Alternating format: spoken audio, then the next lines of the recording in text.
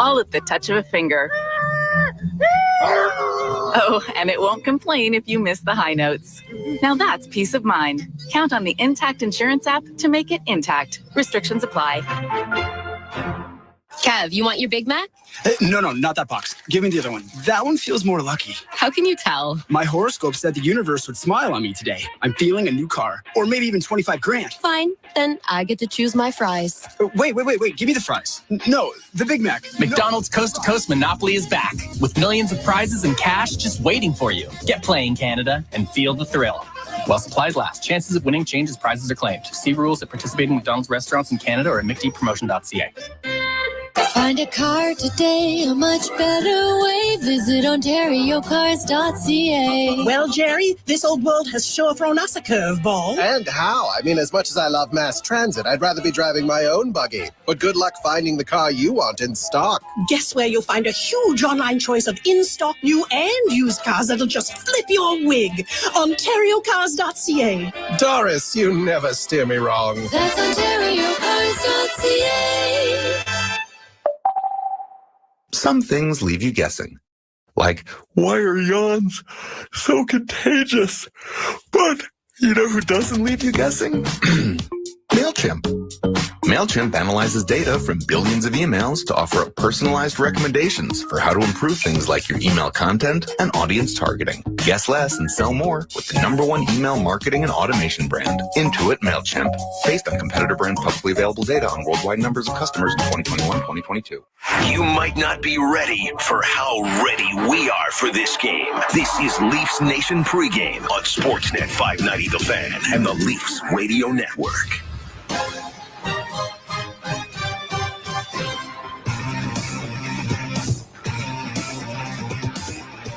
Molson Leafs hockey on Sportsnet 590 The Fan and the Maple Leafs Radio Network. Brent Gunning, Gord Stellick here with you, getting you set for puck drop in Montreal. That'll come a little before 7:20 tonight. Hey, look, it's opening night. You got your ceremonies, and we know they love their ceremonies in Montreal, so they would never, ever cut themselves short there. Gord, I know we're kind of going around in circles a little bit here. I do want to talk about the games we've seen so far in the NHL, but just I cannot get over how excited I am for puck drop. You know, I feel like because of the way we were expecting the Blue Jays to go on this run, I'm doing so many, shows leading up to that. It did, I knew the date. I had it circled on the calendar, but I'd be lying if I said it didn't sneak up on me a little bit. It's just, I'm so excited we're here. The team's going to be home tomorrow. We'll have our first home game next week. It's incredible. And it's that feeling you said of just, we're all kind of back together. Everything's somewhat in the rearview mirror here now. And it's awesome. I'm looking at the scenes in Montreal. I'd be lying if I said that made me too happy with all their blood red soaked through the stands here, but it's just awesome to be back and going. Well, it is. And by the way, nobody does ceremonies better than they're Montreal. The best. They are. And I don't have to like them, but I can admit they're the best. And the COVID world as well, I think, is what's got us pumped, that the first sense of normalcy starting the year. It's funny, again, I will touch on the Blue Jays. There's been a couple of times there's been a real spontaneous applause from appreciative at the time Air Canada Centre fans, of course now Scotiabank Arena fans. What I liked was when a kind of a random thing, Roberto Luongo was playing for Florida, got hurt, and very quietly James Reimer came in and got a standing ovation. And I thought that was really cool because he was the accidental #1 goaltender, and he did a solid job when he was here. And the other was 2015. It might have been the first game, and all of a sudden they played like a baseball song, and then they flashed up to a bunch like Marcus Stroman and a bunch of Jays were in the press box, and the crowd went crazy. Not a very good Leaf team at that point, and it just was this spontaneous appreciation for Gibby and his 2015 group. So so we're not going to get that. No. But we got a way different hockey team now, okay? We got a hockey team that's hopefully worth that kind of reaction in the playoffs, going to the next round, and that like that 2015 baseball team did. Yeah, and it's funny you just talk about that team, and the thing I always think of is watching highlights during that era of Blue Jays for anytime there would be a puck that went in, it was kind of a knuckle puck or it was a slower moving shot, everybody in the league referred to it as the Marco Estrada changeup, because everybody in the league's Jays fans, because still, the majority of the league is Canadian. There's 6 games in total tonight. Of course, the one we're focused on in Montreal. Canadiens home to the Leafs. Boston and Capitals getting going at 7 as well. Blue Jackets are on the road in Carolina for a date with the Hurricanes. The late slate has the Avalanche home, hoisting a cup banner, I would imagine, to the Blackhawks there. Kraken on the road visiting Anaheim, while the Oilers and Canucks finish up the night with a 10 o'clock puck drop. Outside of the Leafs, most interesting Canadian team to you? Easy to say one of the 2 Alberta teams, Gord? Yeah. Well, our buddy Bruce Boudreau, everyone's buddy, is the most intriguing guy. But the Calgary Flames, what they've done, just, man, what a great job Brad Livingston. What a great fit Daryl Sutter's been. And to get Huberdeau and Weegar when it looked like it was going to be disaster with no Goudreau and having to move Tkachuk. But funny one, Vancouver's opening with a long road trip, and Edmonton's opening with a whack of games at home.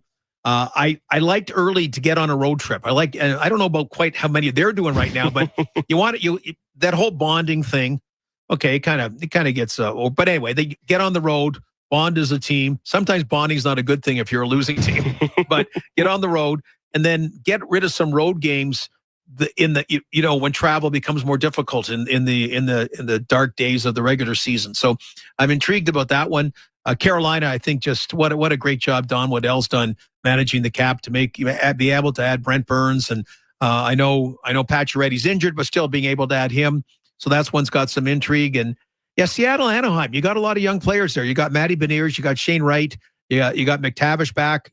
So some possible Calder Trophy candidates in that. But I'd have to say Vancouver, Edmonton's my most intrigue beyond this game tonight. Yeah, definitely. Of course, our biggest intrigue is in Montreal. Leafs opening up their season against the Canadiens. You're listening to Molson Leafs Hockey on Sportsnet 590 The Fan and the Maple Leafs Radio Network.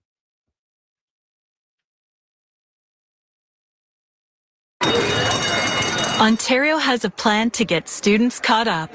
It starts with kids back in the classroom on time. With sports, clubs, and field trips. It includes new tutoring supports and teaching new experiences in science, technology, engineering, and math. So students have the skills they need for the jobs of tomorrow. See our plan at ontario.ca/catch-up. Paid for by the Government of Ontario. The Sandman. Sing of only 2 things. Act 3. Where is this place? This is the Inn of the World's End. Starring James McAvoy. Jane, what are you going to do? I have to kill my son. That's the stupidest thing I've heard in centuries. The epic audio series continues, based on the DC graphic novels written by Neil Gaiman. Listen now, only from Audible. Wednesday starting at 8. The call. Ambulance 5 minutes out. Has been answered. Sounds like a blast. We're going in. For all new episodes. We're not done yet. Ow! Of Chicago Med. We want to make you as comfortable as possible. Fire. Hell yeah. Count me in. And PD. We are getting this gun. Chicago Wednesday. All new.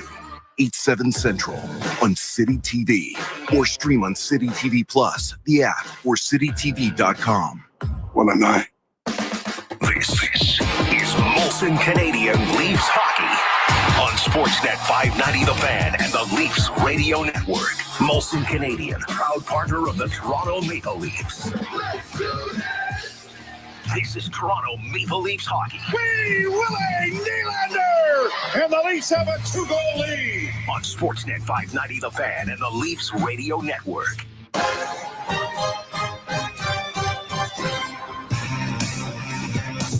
The wait is almost over. The puck drops officially on the Leafs season tonight on the road in Montreal. Brent Gunning, Gord Stellick here with you for the next 14 minutes or so before we hand things off to Joe and Jim. They will have the call. Again, Leafs opening up the season. Man, oh man, I cannot believe it's here, Gord. I'll quickly run through the lines for everybody tonight. Shouldn't have too many surprises there. If you've been following things along, the best line in hockey last year for stretches. They will start the year together. Bunting, Matthews, and Marner. Dennis Malkin, John Tavares, William Nylander, Engvall, Kerfoot, and Yarncroke Sherbrooke? Well, Aston Reese, Kampf, and Abe Kubel are your fourth line. Riley and Brody, Muzzin and Hall, Giordano and Sandin, with Sandin playing on his offhand on that third pair. Not too many surprises in the lineups there, although we did just see one coming out of the other side of things with Montreal. Our buddy Luke Fox, who you'll hear from plenty if you're listening to the post games here, he reports Jonathan Drouin out healthy scratch tonight. It's the last year of his deal. Him and Sergachev got swapped for each other, feels like 100 years ago, but it wasn't that long. Just kind of nuts story to start the year for Montreal there.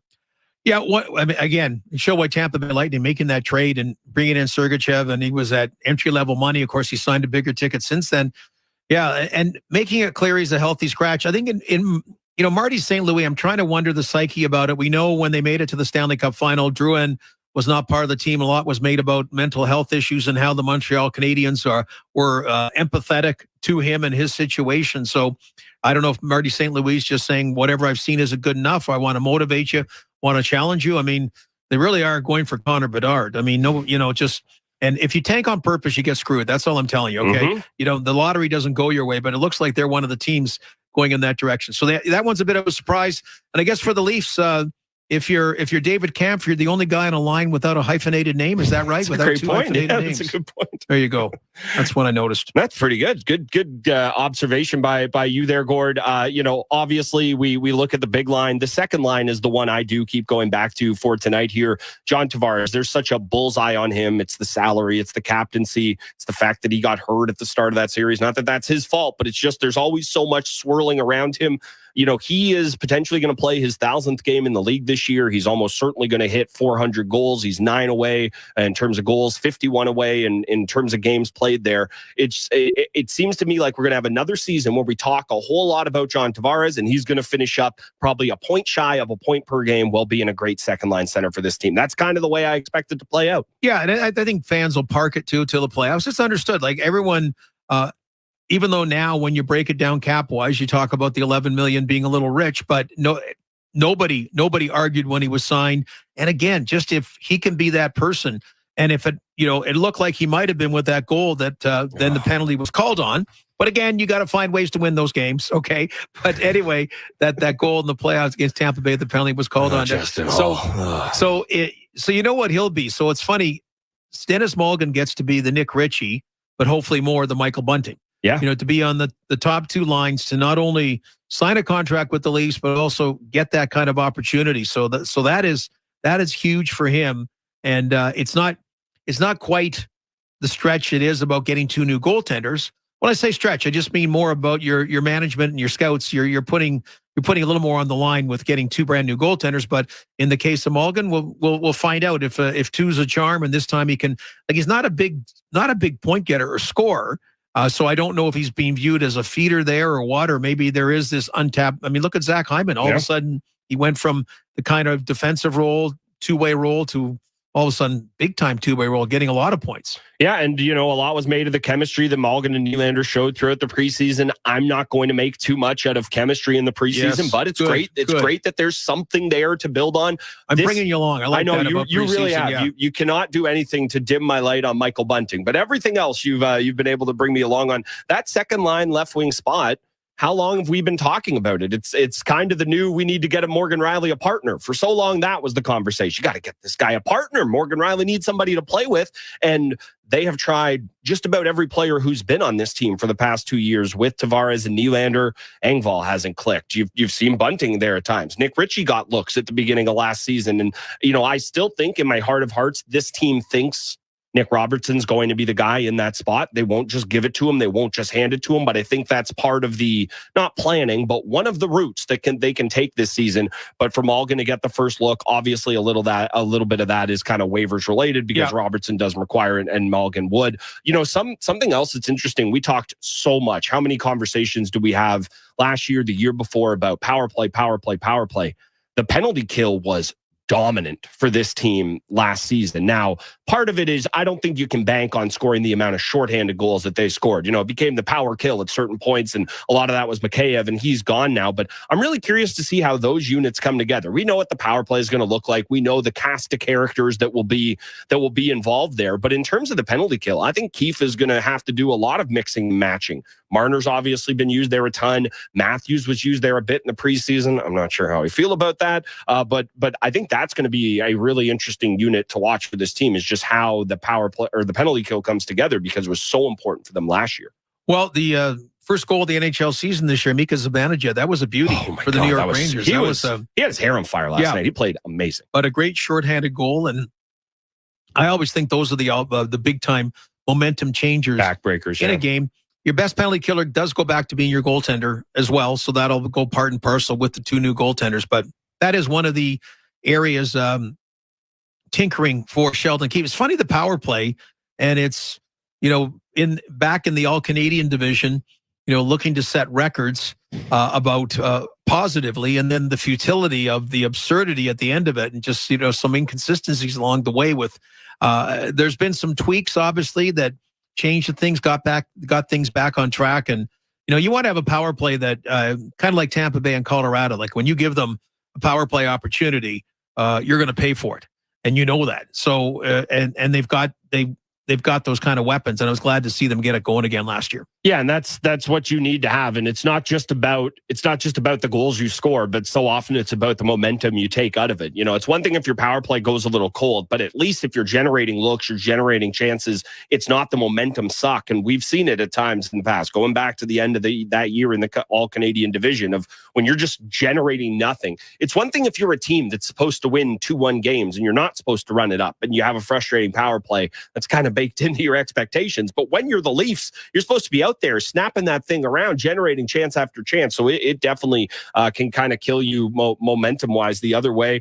We go back to the decor for a second here. Morgan Rielly was just so important for this team last season. Felt like he hit a completely different gear once he signed that contract extension. I think if he's just able to kind of play the hockey he played in the second half of last year, so often we focus, I think, a little too much on can he clear out the front of the net? Important skill. Yes, your defenseman should be able to do that, but that's not why Morgan Rielly's great. We saw the best version of him in the back half of the year last year. Yeah, it really did. And I just think, I'm not in the dressing room, but the leadership element, wearing the A, I think big. I think he's got a big time, that not just ability. Norris Trophy, it doesn't seem like he ever gets up in that talk, and I'd say justifiably right now. It's just, boy, there's so many greats, and Cale Makar and Adam Fox and even Heiskanen now, and on and on and on. But Jamie Drysdale soon. Yes, well, yeah, you keep going, and Jake Sanderson in Ottawa. Who knows? There's just keep going. But in Morgan Rielly's case, it's funny. He said, how many games was he in the press box? He was like the Frankie Corrado, granted a first-round pick, but he had all those games under Randy Carlyle, then came and really learned the game and played well, and just continued to improve. And you're hoping Sandin and Liljegren, other number one or not, first-round picks, can do that on D as well. But just look, the strength is the strength, and that's what he does. The offensive part.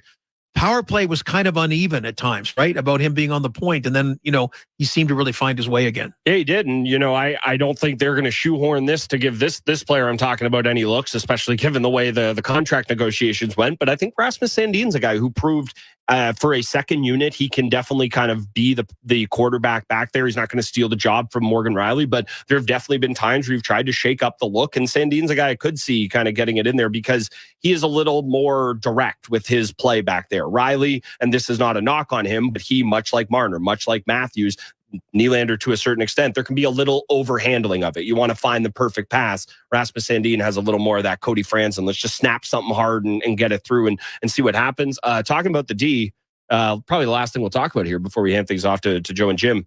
Mitch Marner going to play defense this season, Gord? They talked about this in the preseason. What's going on? Okay, let's settle this down a little bit. Okay, let's settle this down. Because first, the number one thing is if you need a goal and you're even strength, yes. Don't you want Mitch up on right wing, creating things with his sounds wizardry? Like a great spot for me. So, are you trying to show you're smarter than the average bear, or are you thinking outside the box? So I'll take now the thinking outside the box thing. That hypothetically, and if Mitch is a competent two-way player, he's been a good two-way forward. He plays point on the power play. Then if you need a goal and you're in even strength and you think that variable, putting him there and 3 other guys up front, then okay, fill your boots. Let's see what happened. But that would be the only way. If you're playing Mitch Marner on defense, the 2-time first-team All-Star right winger, you got a problem. I don't know. Is your defense that bad? Okay, for starters, you just mentioned a litany of other players that hopefully. But anyway, these are the kind of things talked about, and we'll see. And if there's a certain situation, that's great. It's like Scotty Bowman every now and then would put the 5 Russians on, right? Yeah. Just mix it up and do that. So I'd be fine in that context. In that context, Sergei Fedorovs are few and far between. They don't exactly grow on trees or even come around every 20 years or so. And I will say the amount of guys who, when the Marner conversation popped up, and this is a little bit of aging myself, but the amount of guys who popped up was Fedorov played D. Oh yeah, and he was great at it. Oh man, what a player.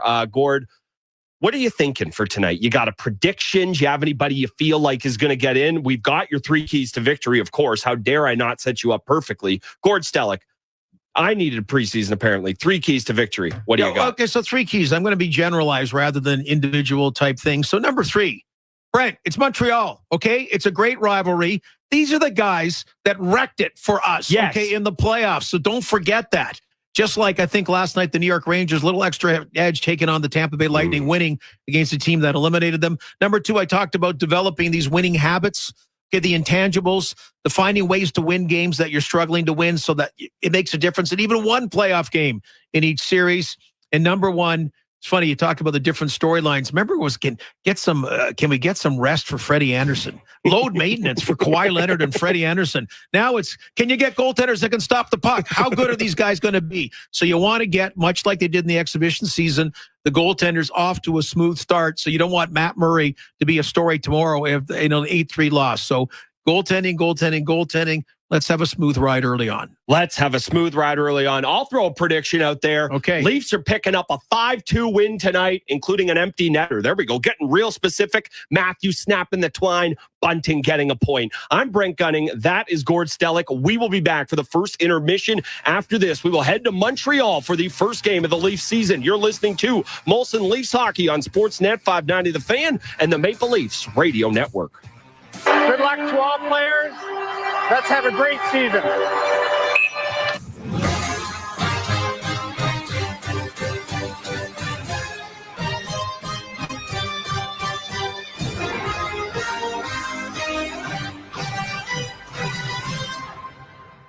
Right now, Right meow. there are deeply fake SUVs pretending to be as capable as a Subaru. Smubaru. But if you want symmetrical, Schmeometrical. all-wheel drive, Me all-wheel drive. and award-winning safety, forget what the copycats are saying. Who, me? You? Yes, Miu. Insist on the original and don't fall for fakes this fall. Get the real deal from your Smubaru dealer. Subaru dealer. We all believe in the possibilities of tomorrow. And at Easy Financial, we're here to help you every step of the way. If the banks aren't an option, we can help get you approved for a loan in as little as 10 minutes. And with our personal, home equity, and auto loans, you can choose the loan that's right for you. So you can start rebuilding your credit for a better tomorrow. Apply today without affecting your credit score at easyfinancial.com or at over 400 locations and find out how much you can qualify for. Easy Financial. Better tomorrows. So many kinds of cars in just one place, see them all. Your winning numbers, number 7, Auto Mall. Number 7. No matter what language you say 7. Sete. Siete. Cien. Sat. Seven. At number 7 Auto Mall, 7 means good fortune without spending a fortune. See how number 7 Auto Mall saves you time and money. Because at number 7, you're number 1. Martin Grove and Highway 7. Of course. Number 7 Auto Mall. Part of the Zankin Auto Group. Hey, Toronto. Thinking about moving out of Ontario? Why not consider Alberta? It has higher salaries, lower taxes, and a lower cost of living.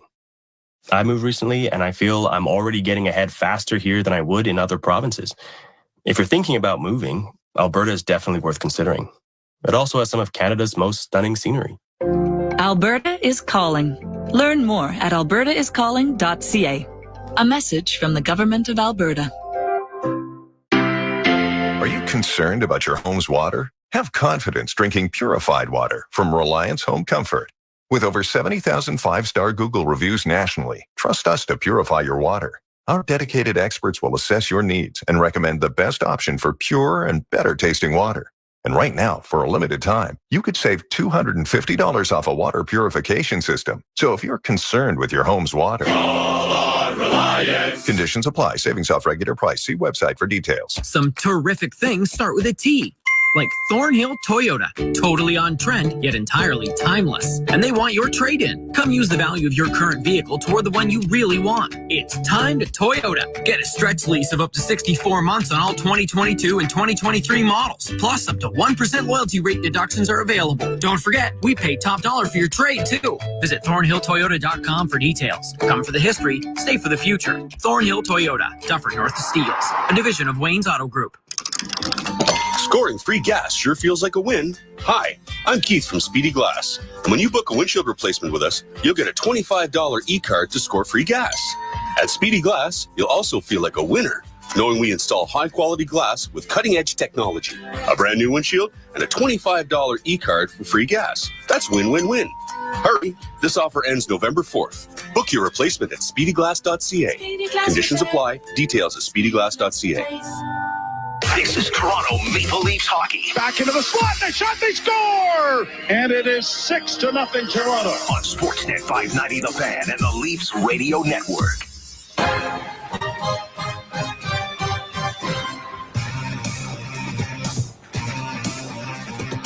Wanted to tease you just a little bit more. Brent Gunn and Gord Stellick alongside me here. You are listening to Molson Leafs Hockey on Sportsnet 590 The Fan and the Maple Leafs Radio Network. Joe Bowen, Jim Ralph will have the call in just a moment's time. Hey, it's Montreal on opening night. We knew they weren't going to be too quick with it. It's wonderful ceremonies that they do down there, but we should have known they were going to take their sweet time. We mentioned it, obviously, the big news in terms of the Montreal Canadiens heading into this one. Jonathan Drouin, a healthy scratch. They did introduce him. He, along with Carey Price, getting introduced. It's the first game of the season, okay? Everybody in the building, the ushers are getting produced. Whoever it is that makes the wonderful hot dogs, they get a moment to be introduced. So that's what we're doing here. Just watching the player introductions. You know, obviously we're focused on the Leafs here, but I'd be lying if I didn't have a thought about the Montreal Canadiens, Gord. I'm kind of surprised that they named Nick Suzuki the captain, not because he can't handle it or not because he hasn't shown he's worth it, but just we hear all the time how crushing that achievement can be in that marketplace, the needing to learn to speak French, all of that. It's I'd be lying if I wasn't a little surprised to see such a young player in Suzuki get that title. Yeah, and and that's where a guy like Max Pacioretty really wore it well, right? Just it's I don't think it has the same pressure like it used to, but obviously they've committed to him. There's a lot of others that are looking to trade. But by the way, they do a great job in ceremonies, but they don't have to be long, okay? Yeah. They're not closing the forum, okay? This is not the closing of the forum. So I'm going to give them a C on this one. I'm going to give them a C. This could have been done a lot quicker. I don't mind that. We get more airtime. But anyway, I'm not. So this is not going to go in the annals of all-time great Montreal opening ceremonies. But yeah, Suzuki, signing the contract, making that kind of commitment. They got to find out what is a Cole Caulfield, right? Mm-hmm. Of course, the future moving forward without Carey Price. They signed Jay Gallen as kind of the stopgap, and they got some young players there. You got the Austin Matthews version of like Slafkovsky playing the first overall pick, playing his first game. So a lot of balls in the air. It's just so weird. I've never seen a team make a Stanley Cup final and then right away become, I don't think it ever quite happened like that, like be the worst, basically the worst team in the NHL. But they got that lottery luck. And Suzuki's coming out with a torch. I was going to say, there has to be a torch. We know Beliveau has, it's funny. When you say this isn't closing down the forum, that's the one to think of. I think of Beliveau there, and it was awesome. And yeah, it's, no knock against Nick Suzuki, but it just feels just a touch different. Well, yeah. And of course, the symbolism is, to your point, he's getting the torch as a captain. And when the forum closed, that torch kept going around like Cornwall, Richard. You go, then Bob Gainey came out, you go, holy crap, that's right. And it kept coming. And then another person. And, anyway, I got to admit, I was fortunate to be part of the closing the Maple Leaf Gardens. Didn't quite have the quantity. Not quite. Of great players. A lot of great players, a lot of Hall of Famers and that. So anyway, Suzuki, kind of the torch, you stand center ice. The guys are gathering around in a circle. You expect them to tap their sticks now, salute the crowd as if they won the game. But that is what they're And good on the Maple Leafs stay in the dressing room. Yeah. I think they probably are working on the weights right now, or maybe back in the sauna or something. Yeah, it looks like they've got the coaching staff out there as a show of respect. But all the players, they don't need to watch this. They should go sit down. And of course, the Leafs will do this tomorrow night when they're at home. They have their home opener. Then always exciting. It's awesome. And now the Leafs are finally making their way out onto the ice here. Matt Murray looking big, so not mad about that. Samsonov, same thing here. Gord, we're just continuing to trek along the puck drop here. I just keep every time you see these two teams together, it kind of doesn't matter. The fact that they did have the playoff battle and it went the way it did, I'm not going to say I'm happy about it, but it did kind of spark a little something in the rivalry. It felt a little dormant for a while. Well, but no fans, right? Yeah, see, that was You're the right. part, or whatever it was. 2,500 at the end. Yeah, and the frontline workers, which was great. So I mean, you met and by the way, when this is a little drawn out, but you want to go on a trip, you got to go to Montreal sometime. You've got to watch a game there. There's certain places, other people say Vegas now, and whatever, but it's great. I'm hoping to get down there again when they go back in January. So that makes it rock, and not just the fact the Leafs blew a 3-1 lead games wise, but just it would have been nice. You wonder what a home crowd would have meant. Who knows? But it would have been nice to have that. And maybe we'll have it again. Who knows? It's up to Montreal though.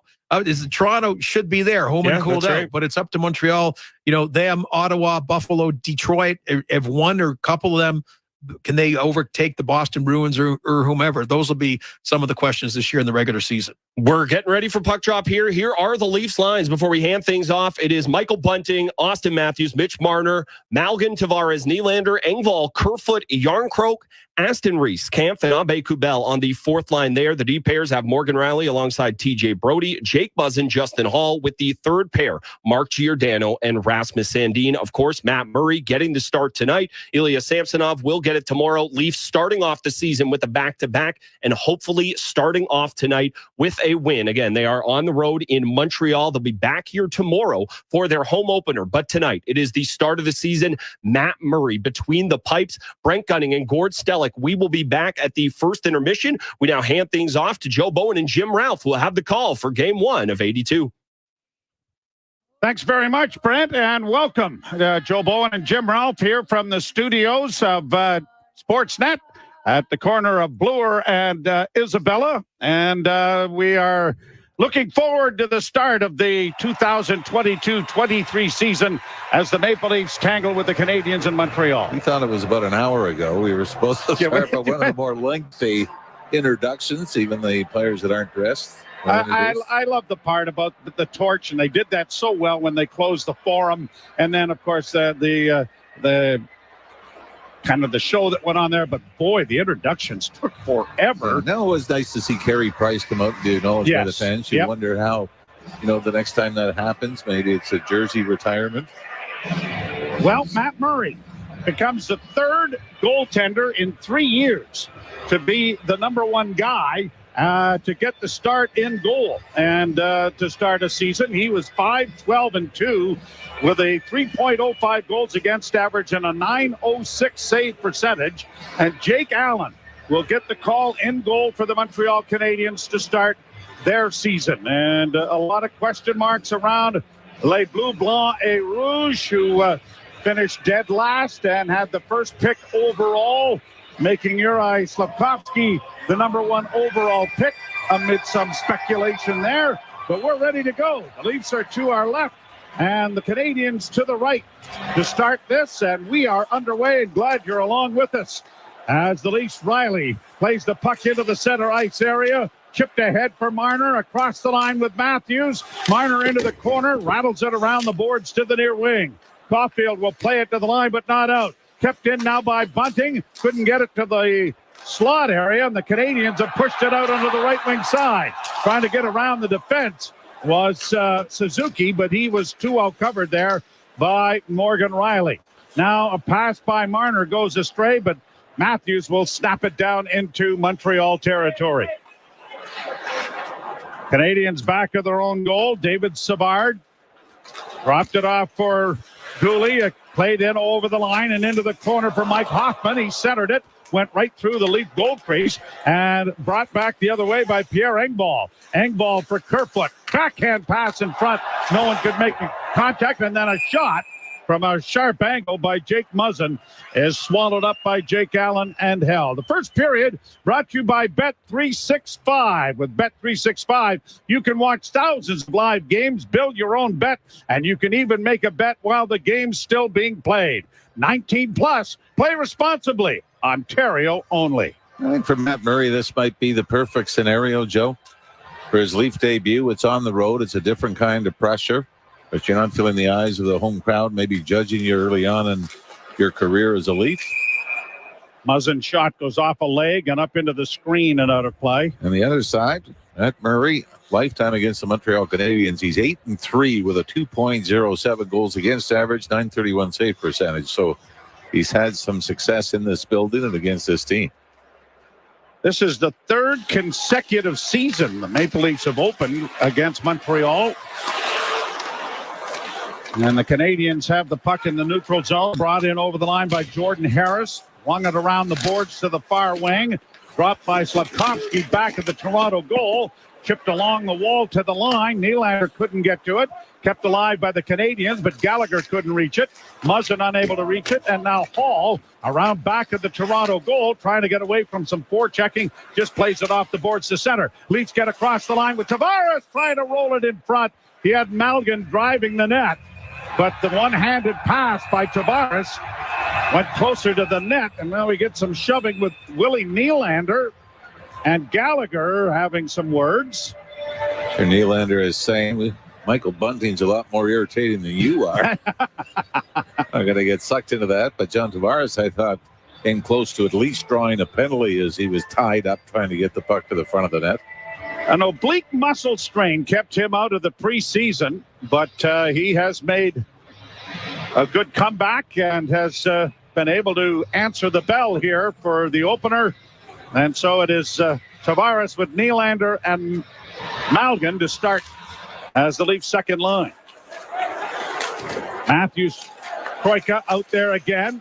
Played down into the zone by Caden Gooley. Taken to safety back at the net. Giordano plays it around the boards, and it goes off a stick or the glass and goes out of play. And there will be a face-off. That was interesting today. We got some helpful assistance as far as pronunciations. I'd always called him Giordano. Yeah. And his nickname is Gio. But he wants to be known as Giordano. What about your name? We couldn't screw that up if we wanted to, could we? Mine? Yes. No, well, no, I don't think so. I think Bowen is pretty straightforward. Yeah, pretty easy, too. Maybe Bound. Leafs get it down into the Montreal zone, play it down into the corner. Good hit on Chris Weidman there by the Maple Leafs' Aston Reese. Fourth line here for Toronto out there as it bunted to the blue line. Pitlick gets it in, and we're getting a penalty. The referees tonight, Dan O'Rourke and Jake Brent, Libor Shanuk, and Michel Cormier are the linesmen. 55, interference. Well, it's Giordano, and you know what? This is a good call. Montreal player sells it. Trying to look at the replay to see which Canadian it was, and I believe it was Dadonov that went down rather easily. It was interference, but the sell job helped seal the deal, and the Canadians go in the first power play just 2 minutes and 7 seconds into this game. Leafs last year, 42 goals against and 234 times short, which was the 8th best percentage of 82.1. And the Canadians on the power play for the first time in the game. Brought on by Suzuki.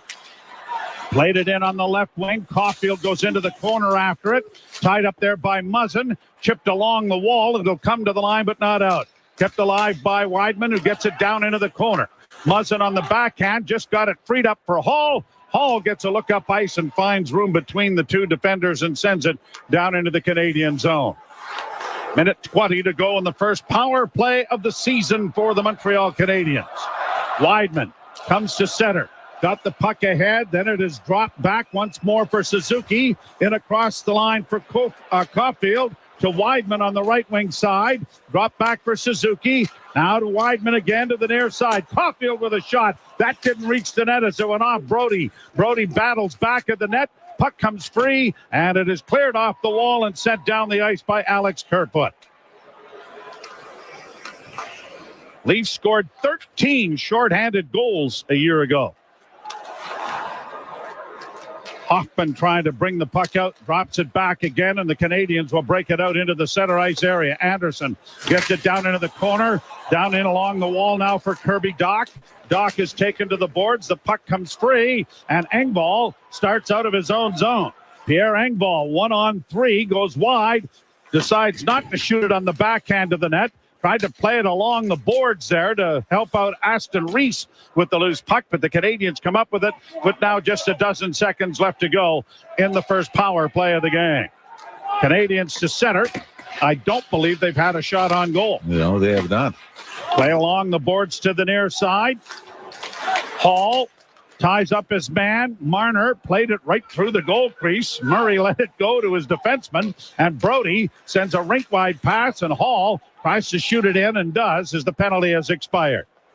Leafs with the only 2 shots, and neither of them, now 2 Canadian players colliding, trying to come out of their own end. And fortunately for the Habs, they didn't turn the puck over. Now they have. Here the Leafs in business. Back to Matthews, and the quick shot is into the chest of Jake Allen. As a little bit of Alphonse and Gaston happened in the Montreal zone.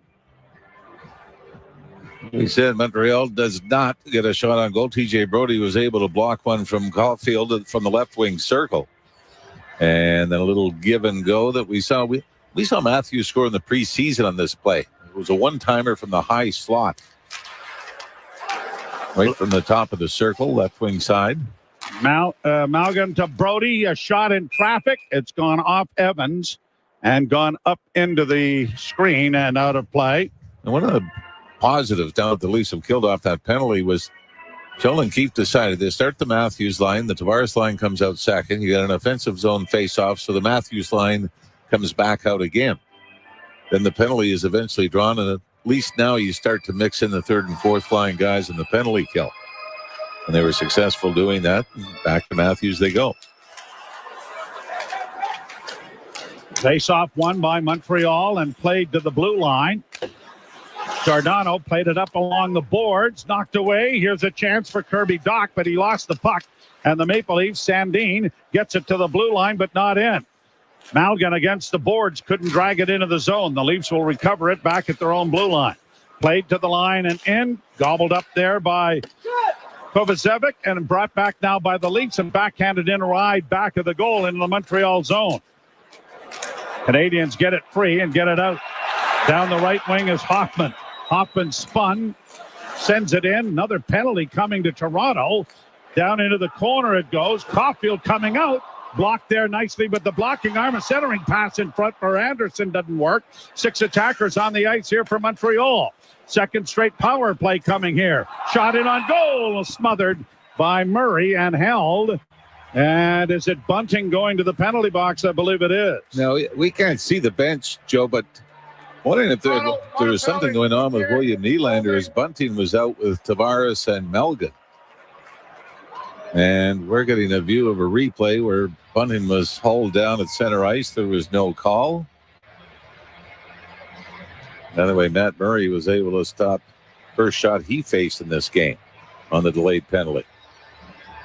So the Maple Leafs are a man short for the second time in the period. Bunting at 5:37 has gone off. But we haven't seen Nylander since the second shift, have we? Well, since that altercation in the corner, right? I know we've had the Montreal power play, like we said, but then you came right back with Tavares, Bunting, and Malgin instead of Nylander being on the right side. Brought on now by Suzuki. Suzuki hits the line, flipped into the left wing corner. Backhanded a Tavares, Bunting, and Malgin instead of Nylander being on the right side. Brought on now by Suzuki. Suzuki hits the line, flipped into the left wing corner. Backhanded around the boards, cut off there by David Camp. They'll get it to the line, and Camp got it to the line, but not over the line. Pass in front of the net. What a save! Made by Matt Murray. Caulfield got the one-timer away. Murray with the left hand. Well, and Jake Muzzin was incensed at the linesman, screamed at him, and I don't know whether he was trying to say the puck actually left the zone. But Matt Murray comes up with a big stop, and then I'm still trying to get a look, Joe, to see if you can see Willie Nylander on the bench. We just got a partial view of the bench there. But you're right. There was that collision and that altercation with Gallagher at the Montreal end, and we haven't seen Nylander since. At the point, Kirby Dach dropping it off. It comes back to the blue line. Hoffman to the far side. Looking in front for Dvorak. He goes back to the point. Shot from the blue line. Stop. Kicked away nicely by Murray and into the corner. Canadians have had a couple of good scoring chances here already. Minute 10 to go as the Leafs get a hold of it and just to get it out into the center ice area. Minute to go in the power play. Hoffman dropping it back. Canadians slowly coming through the neutral zone, get into the Leaf end. Back to the blue line it comes. Near side for Dvorak. Back to the point, a shot, and that was deflected wide of the Leaf net. Kept alive by Dach. He'll send it down into the corner, too far for Gallagher. Played along the boards by Giordano, and out at center ice it goes. Brought back nicely to center ice by Hoffman. In on the left wing for Dach. Kirby Dach down into the corner. Trying to center it was Gallagher. Picked off by the Leafs. Backhanded high out and down the ice by the Leaf penalty killers. Down in after it now. Knocked down on the play. The Leafs try to get the puck out in front of the net as Aube-Kubel was there. And now they'll get it back to the League blue line and kill off the remaining time here. Engvall carries into the Montreal zone. Stops up in the corner. Aube-Kubel trying to help him out. And the penalty has expired. And the Leafs have killed off the first two minors of the season. Shot into the Toronto zone. Murray out of the cage to play it off to Brody. Brody to Riley. Riley with a long lead pass to Willie Nylander, who is in over the line on the right wing side. We found him, Ralphie. Down into the corner. Nylander knocked down on the play. Gets back up and after it into the corner. And it is played to the line, but not out. Bouncing puck into the near corner. Marner unable to get to it. Nylander couldn't either. He's out with Matthews, so a lot of changes here. Here's a pass in front of the goal for Marner, and he couldn't get his stick on it as Riley got in deep. Canadians along the boards with Savard. No score here, first period. The Leafs in Montreal in the Bell Center in Montreal. Drop back into the Canadian zone. Savard. Starting out of his own zone slowly. Plays it off onto the right wing. It's cleared in over the line. Good back checking turns that away. Leafs counter. Malgin to the line and in. Malgin still with it. Being surrounded and then run to the boards heavily there on a pretty good hit by Jordan Harris. Puck comes back along the boards, but the Leafs Tavares has it. Couldn't get it in front of the net. Canadians will push it out, and here's Harris getting to center. Malgin got back and took a bit of a run at him just to turn things back the other way. Now Sandin back of the goal. Giordano got it up on the wing, and Yarncroc will get it ahead at center. Leafs slowly to the red line, decide to curl back as they are changing players. 10:25 to go here in the first period. Leafs nothing and the Canadians nothing. Long lead pass looking to spring.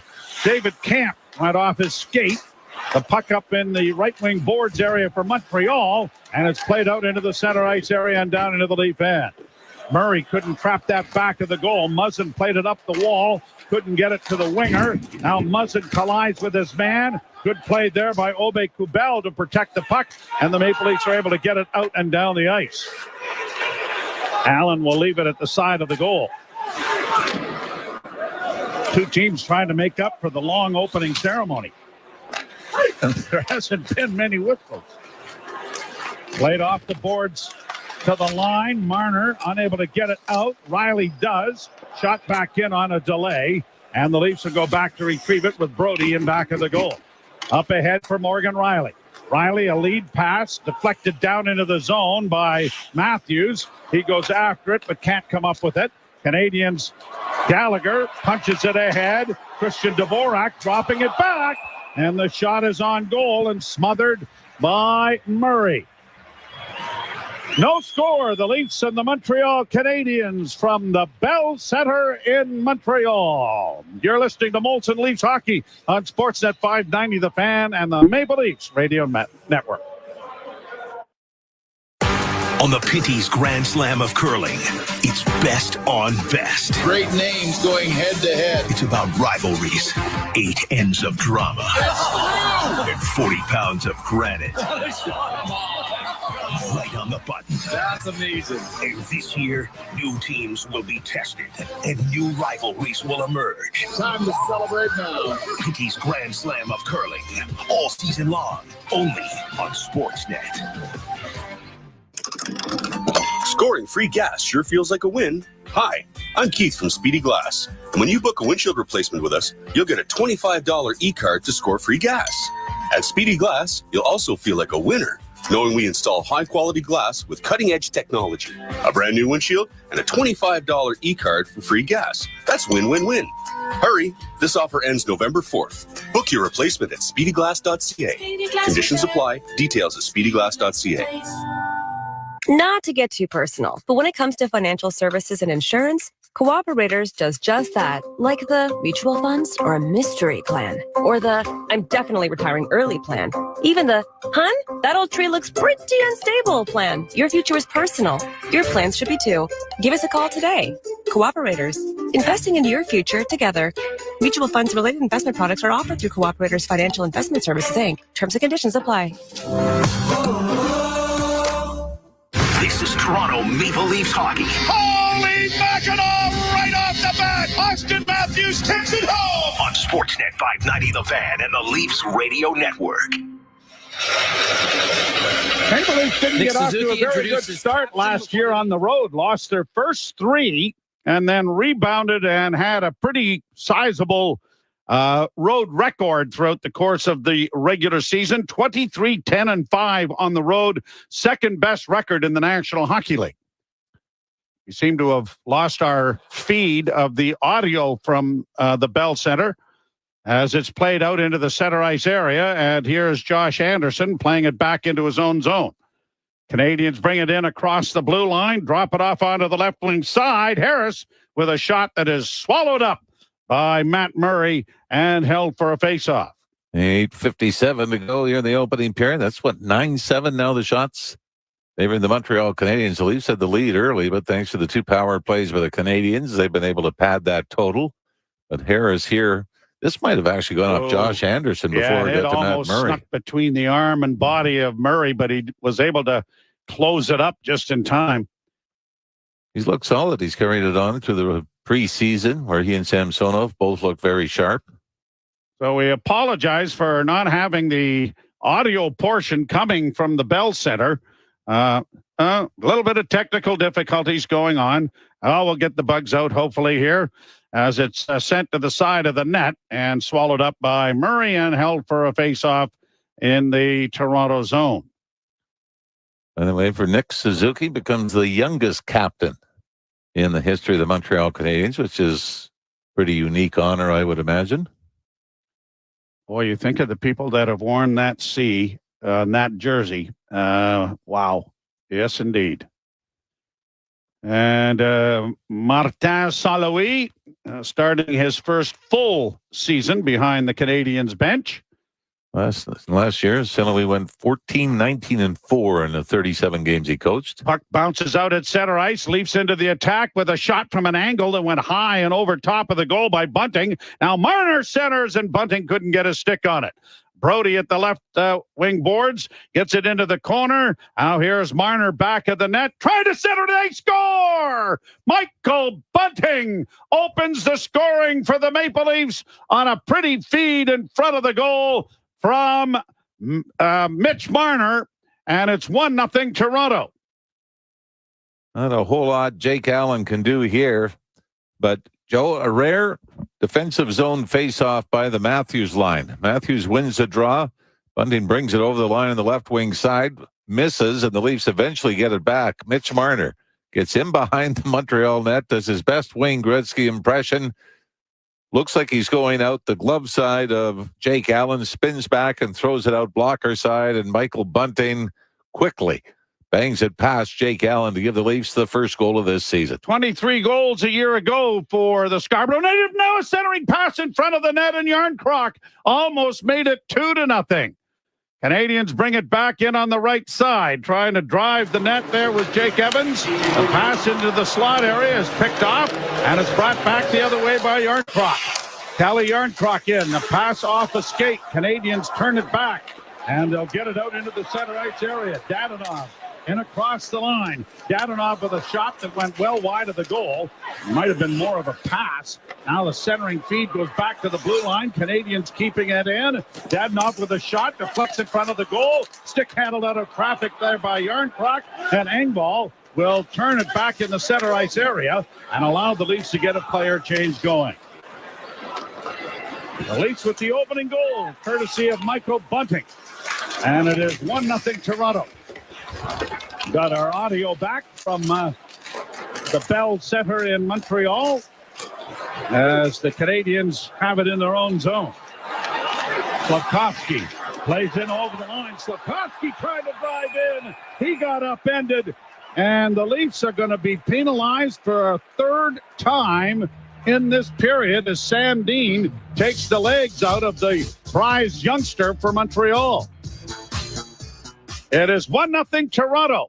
And you're listening to Molson Canadian Leafs hockey on Sportsnet 590 The Fan and the Maple Leafs Radio Network. I am Algorithm. Call me Al. My job is to take your job. Ha ha, just kidding. I am always full of funny ha ha pranks, like when you browse for an all-wheel drive online. Instead of serving up a capable Subaru to your IP, I deepfake you with a super lame SUV. Aha, I am laughing my hashtag off. Ha ha ha ha. Funny upside down face. Don't fall for fakes this fall. Get the real deal. Only at your Subaru dealer. Join Bet365 now and discover the power of the world's favorite sportsbook. Watch thousands of live games. Build your own bet. You can even bet on games while they're still being played. Seriously. And if you can't watch the games live, we'll alert you to any changes. Nice. We're the world's favorite sportsbook, and this is no ordinary betting app. Must be 19 or older. Ontario only. Please play responsibly. If you or someone you know has a gambling problem, visit connexontario.ca. Every year, fans debate over the draft. Who's going first? At Chuck's, they already know. The top draft choice is that icy cold 18-ounce Molson Canadian you're holding, and it's just $4 at Chuck's during Leafs games. No wonder that at draft time, Canadians are always in high demand. Chuck's Roadhouse Bar and Grill. Food the way it ought to be. Price the way it used to be. This is Toronto Maple Leafs hockey. Johnny Tortorella makes lead 1-0 on Sportsnet 590 The Fan and the Leafs Radio Network. Rasmus Sandin will get the penalty for tripping. Third consecutive power play for the Montreal Canadiens. The goal from Bunting, Marner and Brody have drawn the assist. Marner with a great play from behind the net. Brody gets the additional assist. 1-0 Toronto here in the first period. And Marner had a great opportunity right after that as well. Leafs, going to be a long season if you're taking 3 minors in a period. Face off in the Toronto zone. Bouncing puck to the blue line. Intercepted by the Leafs. Fed out in center ice. And Marner trying to slide it back into his own zone to Hall. Hall had it blocked. Here's a centering pass in front of the goal. Murray down, made the save. Camp will carry the puck to center ice. Boy, Matt Murray's been sharp, hasn't he? Has he ever been? Weidman brings the puck out, drops it back. Little adage there. He had a chance to ice the puck. Then tried to kill off more time and ended up getting into a hornet's nest because of it. Leafs get the puck to center and just tipped out into neutral ice. And Yarncroc is upended, and this is either going to be tripping or interference. but it will negate the power play with 1:14 to go in it. And the Maple Leafs will get an abbreviated first power play of the season. 2 minutes for interference. All right, you nailed that. It is going to be an interference penalty, but after Matt Murray made a couple of big stops in a scramble. And he's been good because there haven't been a lot of clear-cut opportunities, have there? Everything seems to be coming through a maze, deflections in front, but Matt Murray has been at the top of the crease and stayed big. And Kelly Yarncroc draws a penalty, and the penalty kill for the Leafs, so a little 4-on-4 action. Official time of this penalty is 13:45. Weidman is the guilty party for Les Bleus Blanc et Rouge. And the face-off is in the Montreal zone as a result. 4-on-4. For 1:14. Yarncroc staying out with Kerfoot, Riley, and Brody.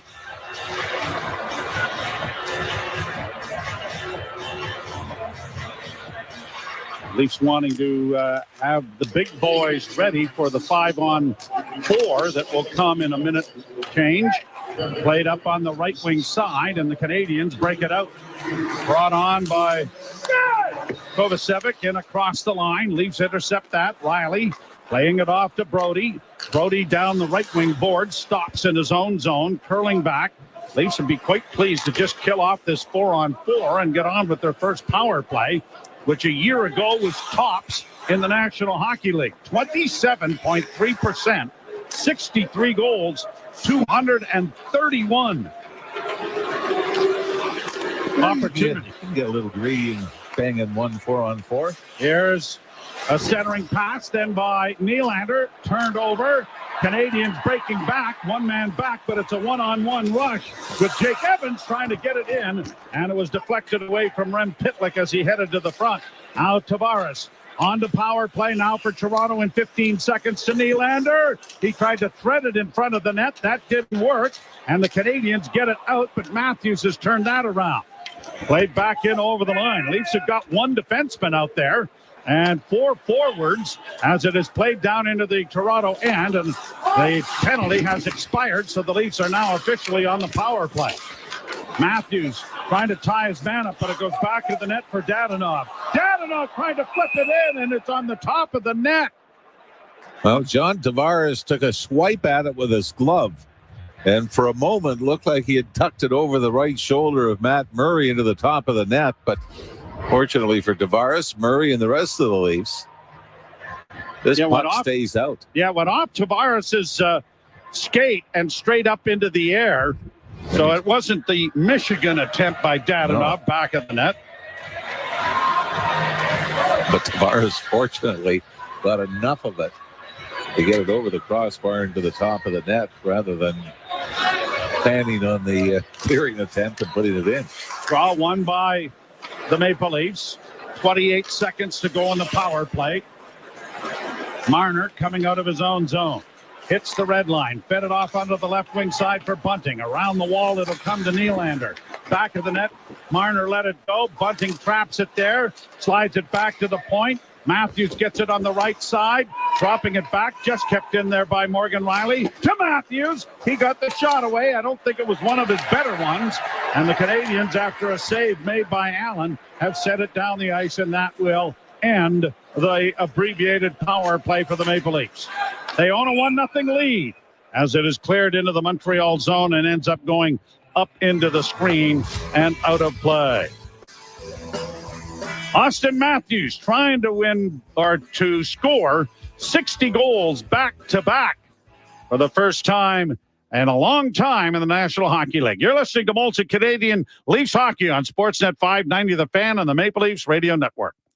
Join the sports biz industry November 10th to 12th at the 15th Annual Primetime Sports Management Conference and Trade Show presented by MLSE. Featuring speakers like Sportsnet's very own Carolyn Cameron, alongside Brian Burke of the Pittsburgh Penguins, CFL Commissioner Randy Ambrosie, Mark Dittmars of the Toronto Blue Jays, and over 50 more. This is a must-attend event for anyone in the sports industry, with many fantastic opportunities to learn from and network with the leaders in sports. Visit primetimesport.ca to register today.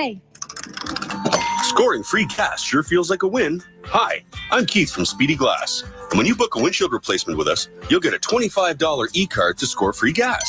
At Speedy Glass, you'll also feel like a winner knowing we install high-quality glass with cutting-edge technology, a brand new windshield, and a $25 e-card for free gas. That's win-win-win.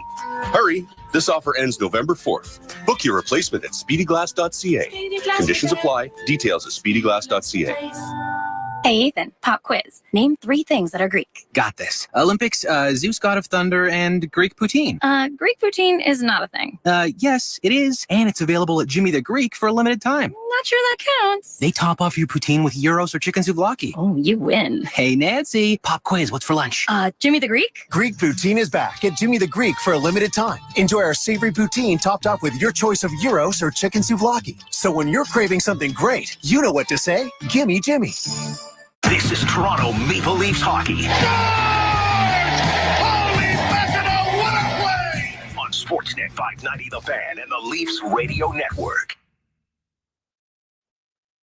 Joe Bowen and Jim Ralph back with you as the Maple Leafs have a 1-0 lead over the Montreal Canadiens on a goal by Michael Bunting, set up by Mitch Marner from behind the net, and TJ Brody getting the additional assist.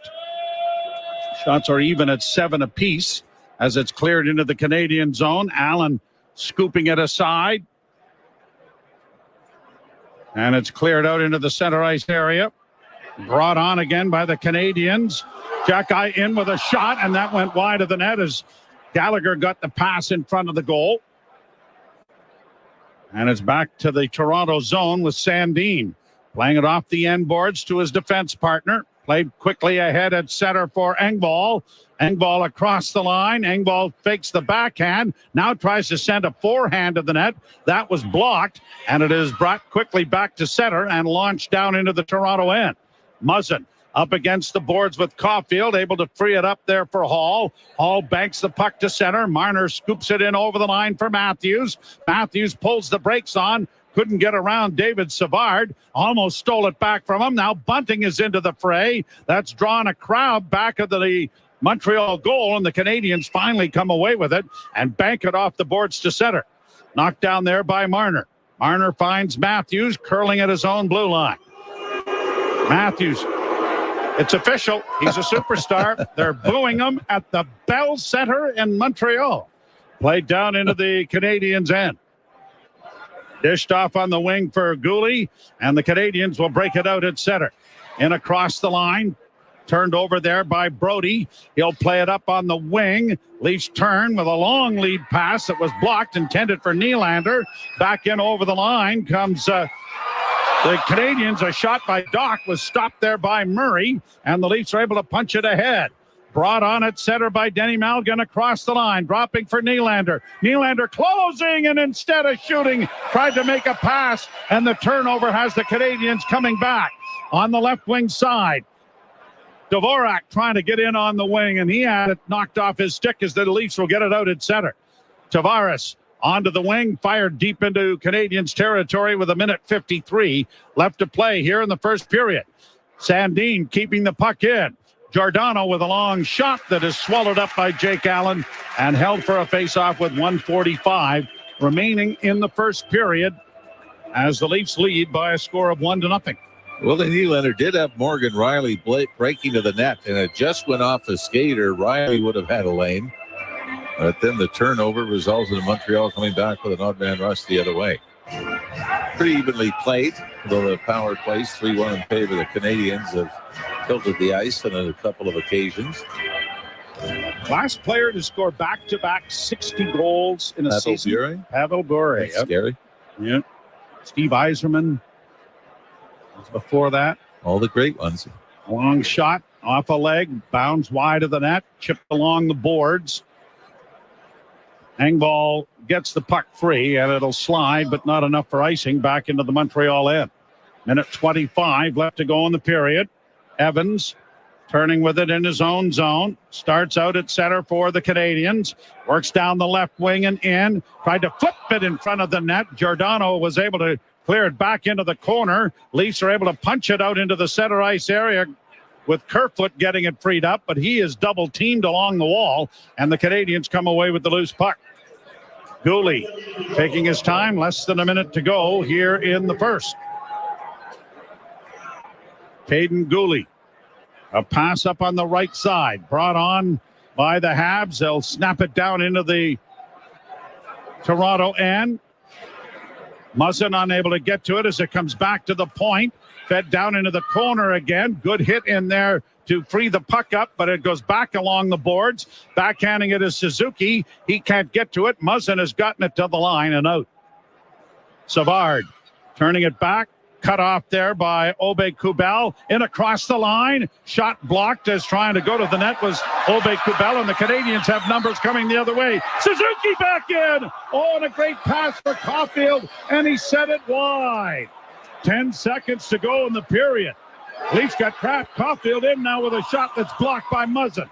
Obe Kubel trying to play it out, and they'll do just that to end the period, as the Leafs will take a 1-0 lead to the dressing room, but dangerous opportunity in the closing seconds. I think that might have just rolled a bit as Caulfield tries to one-time it, and it seemed like it flipped up on him. And they hit a little pitching wedge just wide of the net of Matt Murray, who was probably the most impressive Leaf in the opening 20 minutes. 8 shots apiece. The goal from Michael Bunting. Marner and Brody assisting at 11:41. The Leafs with a 1-0 lead. Gord Stellick, Brent Gunning coming along with the first period intermission. You're listening to Molson Leafs Hockey on Sportsnet 590, The Fan, and the Maple Leafs Radio Network. Alpine Credits, where homeowners get approved. Oh, hi. I'd like to apply for a loan so I can consolidate some of my debts. Sure. Do you own your home? Yes, but Carl, our resident ghost, keeps saying it's his house and we should get out. Okay, but you are the registered owner. Yes. Then you're approved. Hey, hear that, Carl? Huh? Alpine Credits, where homeowners get approved. Go to alpinecredits.ca to get started. Some conditions apply. FSRA license 12616. You don't ride an elevator for the music, and you don't pick an airline for the movies. So when it comes to audio entertainment, it makes sense to choose Audible. It's the home for stories told by the biggest stars, like John Hamm, Kerry Washington, and Kevin Hart. It's home to epic adventures, chilling mysteries, and can't-miss comedies. Audible is the home of storytelling. Let your imagination soar with audiobooks, podcasts, and originals. Start listening free at audible.ca. The upcoming cold weather is unavoidable, but freezing indoors because of a furnace breakdown is definitely avoidable when you call Reliance Home Comfort. Right now, you can save big on a brand new furnace during the Reliance Early Bird Sale. For a limited time, save $1,500 on a featured furnace. That's right, get $1,500 off and stay warm all winter long. So if you're looking to avoid a furnace breakdown this winter and get a great deal, call on Reliance. Conditions apply. Savings off a regular price. See website for details. Hi, this is Blue Jays analyst Joe Siddle. Being in the sports business, I've had my share of road trips. I know what it's like to live out of a suitcase. So when I'm in one place for an extended stay, I love staying at Premier Suites. It's not just a room. With Premier Suites, you get a really nice, fully furnished apartment with all the comforts of home. Choose from over 1,300 suites in 38 cities across Canada. Find out more at premiersuites.com. Premier Suites. All comfort, no sacrifices. So many kinds of cars in just one place, see them all.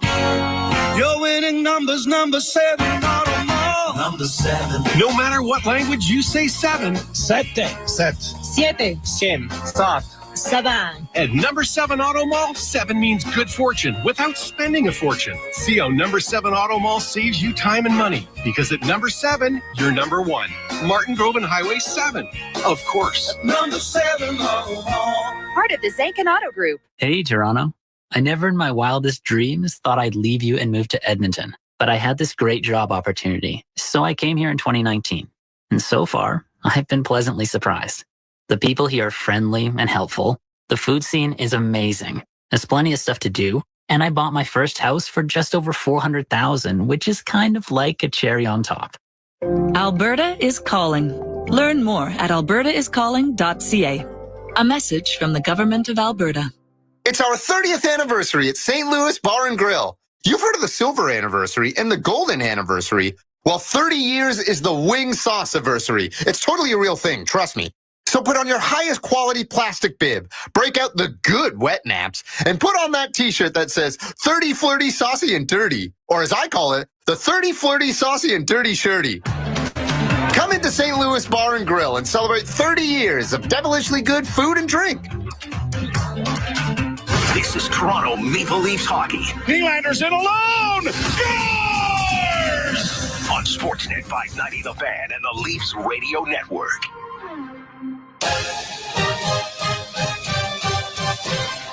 Gets it into the corner. Now here's Marner back at the net. Trying to center, they score! Michael Bunting opens the scoring for the Maple Leafs on a pretty feed in front of the goal from Mitch Marner, and it's 1-0 Toronto. You cannot stop him. You can only hope to contain him. Michael Bunting opens the scoring on the season for the Leafs. Marner and Brody with the assist there. Gord, I'll tee you up. Anywhere you want to go with this. What were your impressions from the first 20 minutes of hockey this season? It was hard to bounce back from the extra long opening ceremony. That seemed tried to lull him to sleep. That seemed to set the tone a little bit uncharacteristically underwhelming. But anyway, get going. Hey, you can't get going when you have 3 penalties against you in the period. Now, granted, impressed by Yarncroke kind of drawing a penalty, keeping his legs skating. So that one just was halfway, and then the Leafs got a 4-on-4 and had about a minute of PP time. But you don't get your big lines out there. You don't get the flow, and it really showed that in that period. That goal, though, that's vintage. Bunting finding an open spot. Mitch Marner probably will have as many first assists as anybody else in the NHL, and got one of them. And on the goaltending side, first of all, the opening ceremony, it was Carey Price made an appearance. Mm-hmm. It looked like an old-time Western. It did. Yeah, he came with the three-piece suit, the black cowboy hat, and didn't go on the ice but waved. And so that was great to see. And what was great to see was the guy that did play, Matt Murray. I mean, that's the one really encouraging thing. There were some, when you have power plays, the Leafs killed them off okay, but it does lead to some scoring chances. And Montreal had that, and Matt Murray came up with some big saves. Yeah, there was a while. I think we were 5-6 minutes into the game. Montreal had yet to record their first shot, and because I am a ball of nerves at all time, I'm sitting here thinking, oh no, the longer this goes on, it feels like he's going to give up a goal on the first shot. Not at all. He was tremendous. Now, the great point-blank chance they had right at the end there, Suzuki to Caulfield or vice versa, missing the net. So obviously, I'm not going to give him too much credit there, but he looks big in net. That is always something when you get a new goaltender in town, that's always the first thing that jumps out to me. Jonas Enroth, it always stood out. Man, he just looked tiny in there. Matt Murray is the exact opposite. I know he's a big guy, but you never know how it's going to look until you're seeing it in game action. He just looks like he fills up a lot of the net out there. Yeah, and I mean, boy, size and goaltenders go hand in hand by and large nowadays.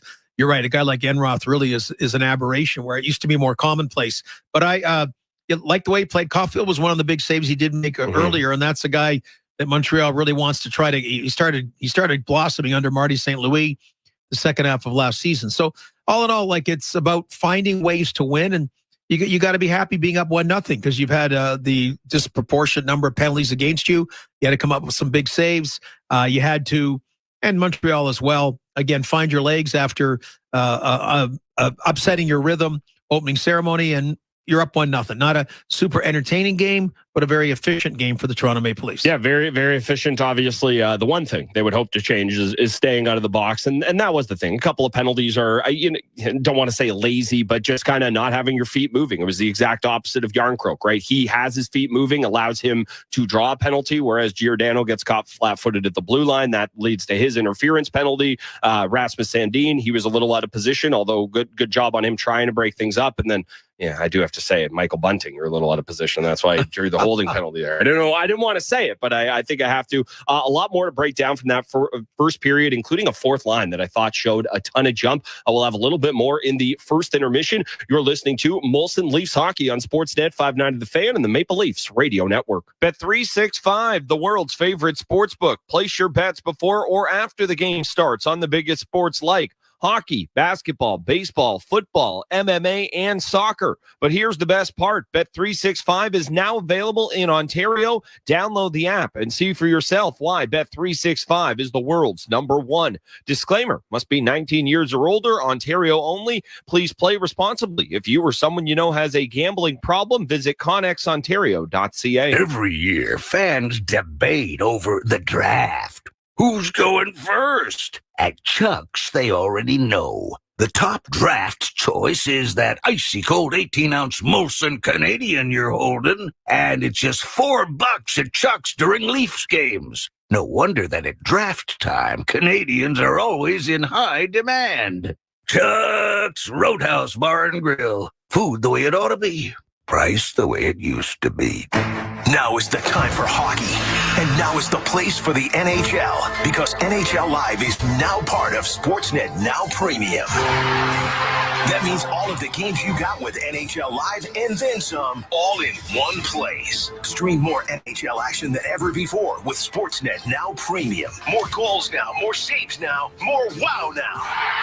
For a limited time, save $50 on the premium annual pass. Visit snnow.ca to subscribe. Right now, Right meow. there are deeply fake SUVs pretending to be as capable as a Subaru. Smubaru. But if you want symmetrical, Schmeometrical. all-wheel drive, Me all-wheel drive. and award-winning safety, forget what the copycats are saying. Who, me? You? Yes, Miu. Insist on the original and don't fall for fakes this fall. Get the real deal from your Smubaru dealer. Subaru dealer. Beef jerky. Teriyaki beef jerky. Barbecue beef jerky. Sweet heat. At GreatCanadianMeat.com, you'll find lots of yummy things to chew on. Smoky bacon. Peppercorn salami. Locally handcrafted, 100% Canadian. Pizza salami. Shop online and enjoy free shipping. German salami. Hungarian salami. Find something to chew on at GreatCanadianMeat.com. Oh, turkey crab. Whether you're driving paved roads or navigating uncharted territory, you can go anywhere with General Tire. With more than 100 years of experience in the tire industry, General Tire delivers products you can rely on. General Tire is the official racing tire of the NASCAR, Pinty's, and ARCA Stock Car Racing Series. Tires that go faster, grip harder, last longer. Visit GeneralTire.ca to find the right tire and the right dealer. General Tire. Anywhere is possible. This is Toronto Maple Leafs hockey. Holy mackerel, they've tied the game! On Sportsnet 590 The Fan and the Leafs Radio Network. And Camp got it to the line, but not over the line. Pass in front of the net. What a save! Made by Matt Murray. Caulfield got the one-timer away. Murray with the left hand. There is one of the 8 Matt Murray saves in the first period so far. Very, very good for Matt Murray and the Leafs. As we said, he looks big. And as far as I'm concerned with goaltenders, that's as good a place to start as any. Going to look at the out-of-town scoreboards. But, Gord, I did want to mention this. I thought the fourth line, they were far from difference makers out there. But we always talk about identity. They had one. Kampf is doing David Kampf things. And the 2 hyphenated guys, as you mentioned on the wings there, they were taking a bite out of anything that they could get their hands on, hitting everything that moved, being involved in the forecheck. Really, really liked what I saw from them. Yeah, fourth lines, as we know, generally get the least ice time, so you want to be noticeable, and you want to get kind of a buzz, a little bit of energy, and that's what they've done. 2 new players on the team this year, and you're right. I thought they got a chance to play a decent amount, and I thought they were noticeable. Yeah, always nice to see that. This NHL scoreboard is brought to you by Bet365. Bet365 is the world's favorite sports book with 80 million members worldwide, 19 plus. Please play responsibly, Ontario only. A few other games on the go right now, including the Capitals home to Boston. And Gord, we keep waiting for the Bruins to take a step back. And so far, they're up 3-1. David Pastrnak has 3 points. Patrice Bergeron has scored a goal. It's amazing to see that the Bruins, they just seemingly cannot stop, up 3-1 on the Capitals. That's in the second period. Yeah, you wonder, did Patrice Bergeron retire? No, he didn't. Nope. Gets their first goal of the season.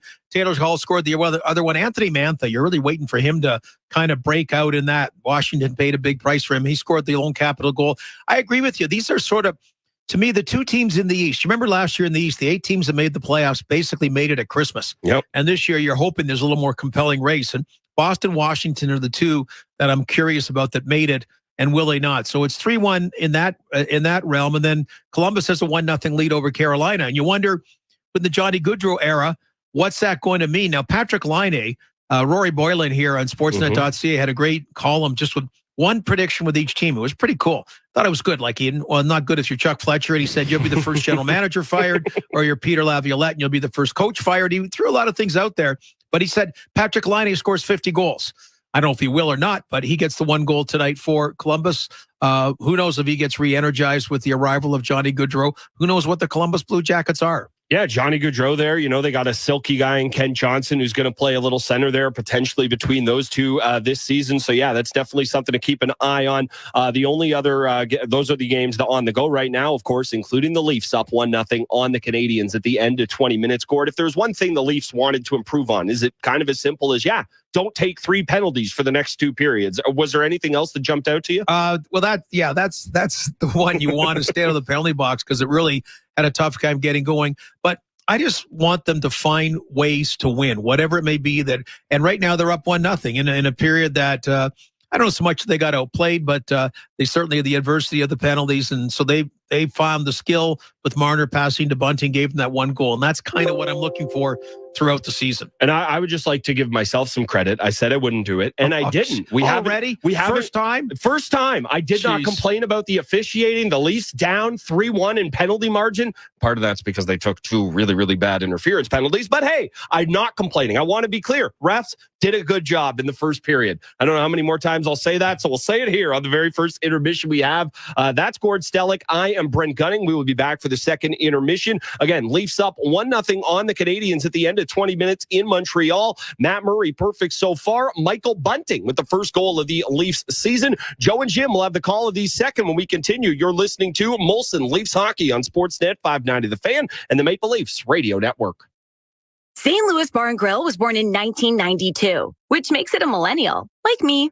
Hi, my name is Ashley because, of course it is. And I just love St. Louis Bar and Grill because it is lit, turnt, and fire all at the same time. Oh, it's the opposite of skinny jeans and side parts. It's the avocado toast of restaurants. Basically, it's #goals and #blessed, and it should totally have its own podcast. Come into St. Louis Bar and Grill and celebrate 30 years of devilishly good food and drink. Scoring free gas sure feels like a win. Hi, I'm Keith from Speedy Glass. And when you book a windshield replacement with us, you'll get a $25 e-card to score free gas. At Speedy Glass, you'll also feel like a winner, knowing we install high-quality glass with cutting-edge technology, a brand new windshield, and a $25 e-card for free gas. That's win-win-win. Hurry, this offer ends November 4th. Book your replacement at speedyglass.ca. Conditions apply. Details at speedyglass.ca. Some things leave you guessing. Like, why are yawns so contagious? But you know who doesn't leave you guessing? MailChimp. MailChimp analyzes data from billions of emails to offer up personalized recommendations for how to improve things like your email content and audience targeting. Guess less and sell more with the #1 email marketing and automation brand, Intuit MailChimp, based on competitor brands' publicly available data on worldwide numbers of customers in 2021-2022. Get glowing with the Beauty Bio Glow Pro Microneedling Regeneration Facial Tool when it's the Today Showstopper at TSC on October 15th. Daily microneedling adds volume, firms your skin, and creates micro pockets to help your skin absorb the benefits of moisturizers, lotions, and more. Save over 40% on the Beauty Bio Glow Pro Microneedling Regeneration Facial Tool when it's the Today's Showstopper on October 15th at tsc.ca. Today's shopping choice.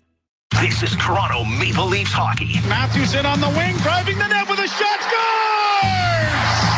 On Sportsnet 590 The Fan and the Leafs Radio Network. Canadiens and Leafs battling it out in the Bell Center in Montreal, and Michael Bunting's goal at 11:41, the only on the score sheet. Marner and Brody the assist. Marner with a real creative play from back of the net, and Mitch Marner trying to follow up on a season where he had 97 points, 35 goals, 62 assists, and I can certainly see him eclipsing the 100-point mark this season without any question if he stays healthy. Leafs and the Canadiens, 8 shots apiece. The Leafs were shorthanded 3 times in the period. They had an abbreviated power play when one of the Canadian power plays was knocked down in about a third of it with a penalty taken there. So the Maple Leafs will carry the lead into the second period. Well, and you give them full marks on the penalty kill. They killed off, 2.5, I guess, Montreal power plays, and the Leafs had about 40 seconds of their own with the extra man, and were unable to make it a 2-0 score. But Matt Murray, I thought, in a game where it seemed to be a lot of scrambly play in front of him, was able to track the puck well, and the rebound control was sharp. Leafs defend the goal to our right, Canadiens to the left, as the puck is brought back to center by Caulfield and sent down into the Leaf zone. Around back of the net, Brody banking it out at center, looking for Marner. Marner scoops it into the left wing corner. Morgan Riley's going to jump into the rush. Fed it into the far corner for Marner, centered in front of the net. And Matthews couldn't get the puck. Now a 2-on-1, breaking the other way for Montreal. In a goal, they score! Cole Caulfield got a perfect pass. Morgan Riley had jumped into the rush and run the puck around the boards. But when it was turned over, it was a 2-on-1. Brody went down to try and block the pass, but this time Caulfield was able to hit the net, and the game is tied. Well, what happens here, as you said, Morgan Riley jumped down, but nobody read the play to cover for him, as the three forwards got caught as well. And when Mitch Marner tried to relay it from the opposite corner that Riley was in, Marner tried to put it out to the front of the net, and it went off his skate, and the Canadians were off the other way. And Caulfield, who had a great opportunity in the first period, was unable to capitalize here. He is able to trap a bouncing puck, control it, and then snap it up over the left shoulder of Matt Murray on the short side to tie this game at 1. Nick Suzuki with the creative play to get it past the sprawling T.J. Brody. And so the Maple Leafs, on a bad turnover, have had the end result tie the game. One-handed into the corner by Nylander. The puck in the offensive zone. Here's Malgin getting it back to the point. A shot by Jake Muzzin, deflected off a body and went wide. Tavares couldn't come up with it. Bouncing disc along the near boards, fed in a little bit deeper, and now Allen will leave it at the side of the goal. A 1-1 tie as the Canadiens strike 33 seconds into the second period.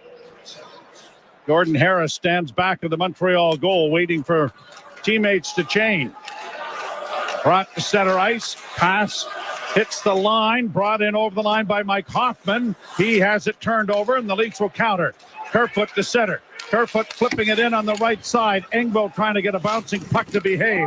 Fed around back of the net. Yarncroc and Engvall get it back to the blue line, back in front of the goal. Oh, if Engvall was able to handle the pass, and it wasn't that hard a pass. He was in position A to get a shot away, and it turns out nothing happens. Round back of the net now for Kerfoot. Back for Engvall. Engvall runs it back to the point. Long shot in traffic. Big rebound off Allen. No one there to do any damage with it, though. Now Kerfoot along the boards, being manhandled there by Chris Weidman. Played it into an empty corner. Sandin is able to secure it. Back to the point. Giordano sends it around the boards to the far side again. Leafs have gotten a change going, but the Canadians get it out and are in need of a change. And Sean Monahan, who I think this is the first time he's handled the puck in the game, just sends it down into the Canadians' end. Talking about Matt Murray trying to recapture his past glory with the Toronto Maple Leafs. Sean Monahan's trying to do it with the Canadians. Now here's Marner around back of the net. Matthews in traffic back of the goal. Got it to Riley at the point. Long shot in traffic goes over top of the goal and into off the glass. Bunting was tripped up, but no call. And the Canadians have it back at their own goal with Mike Hoffman being bothered there. Matthews trying to spear it away from him, but can't.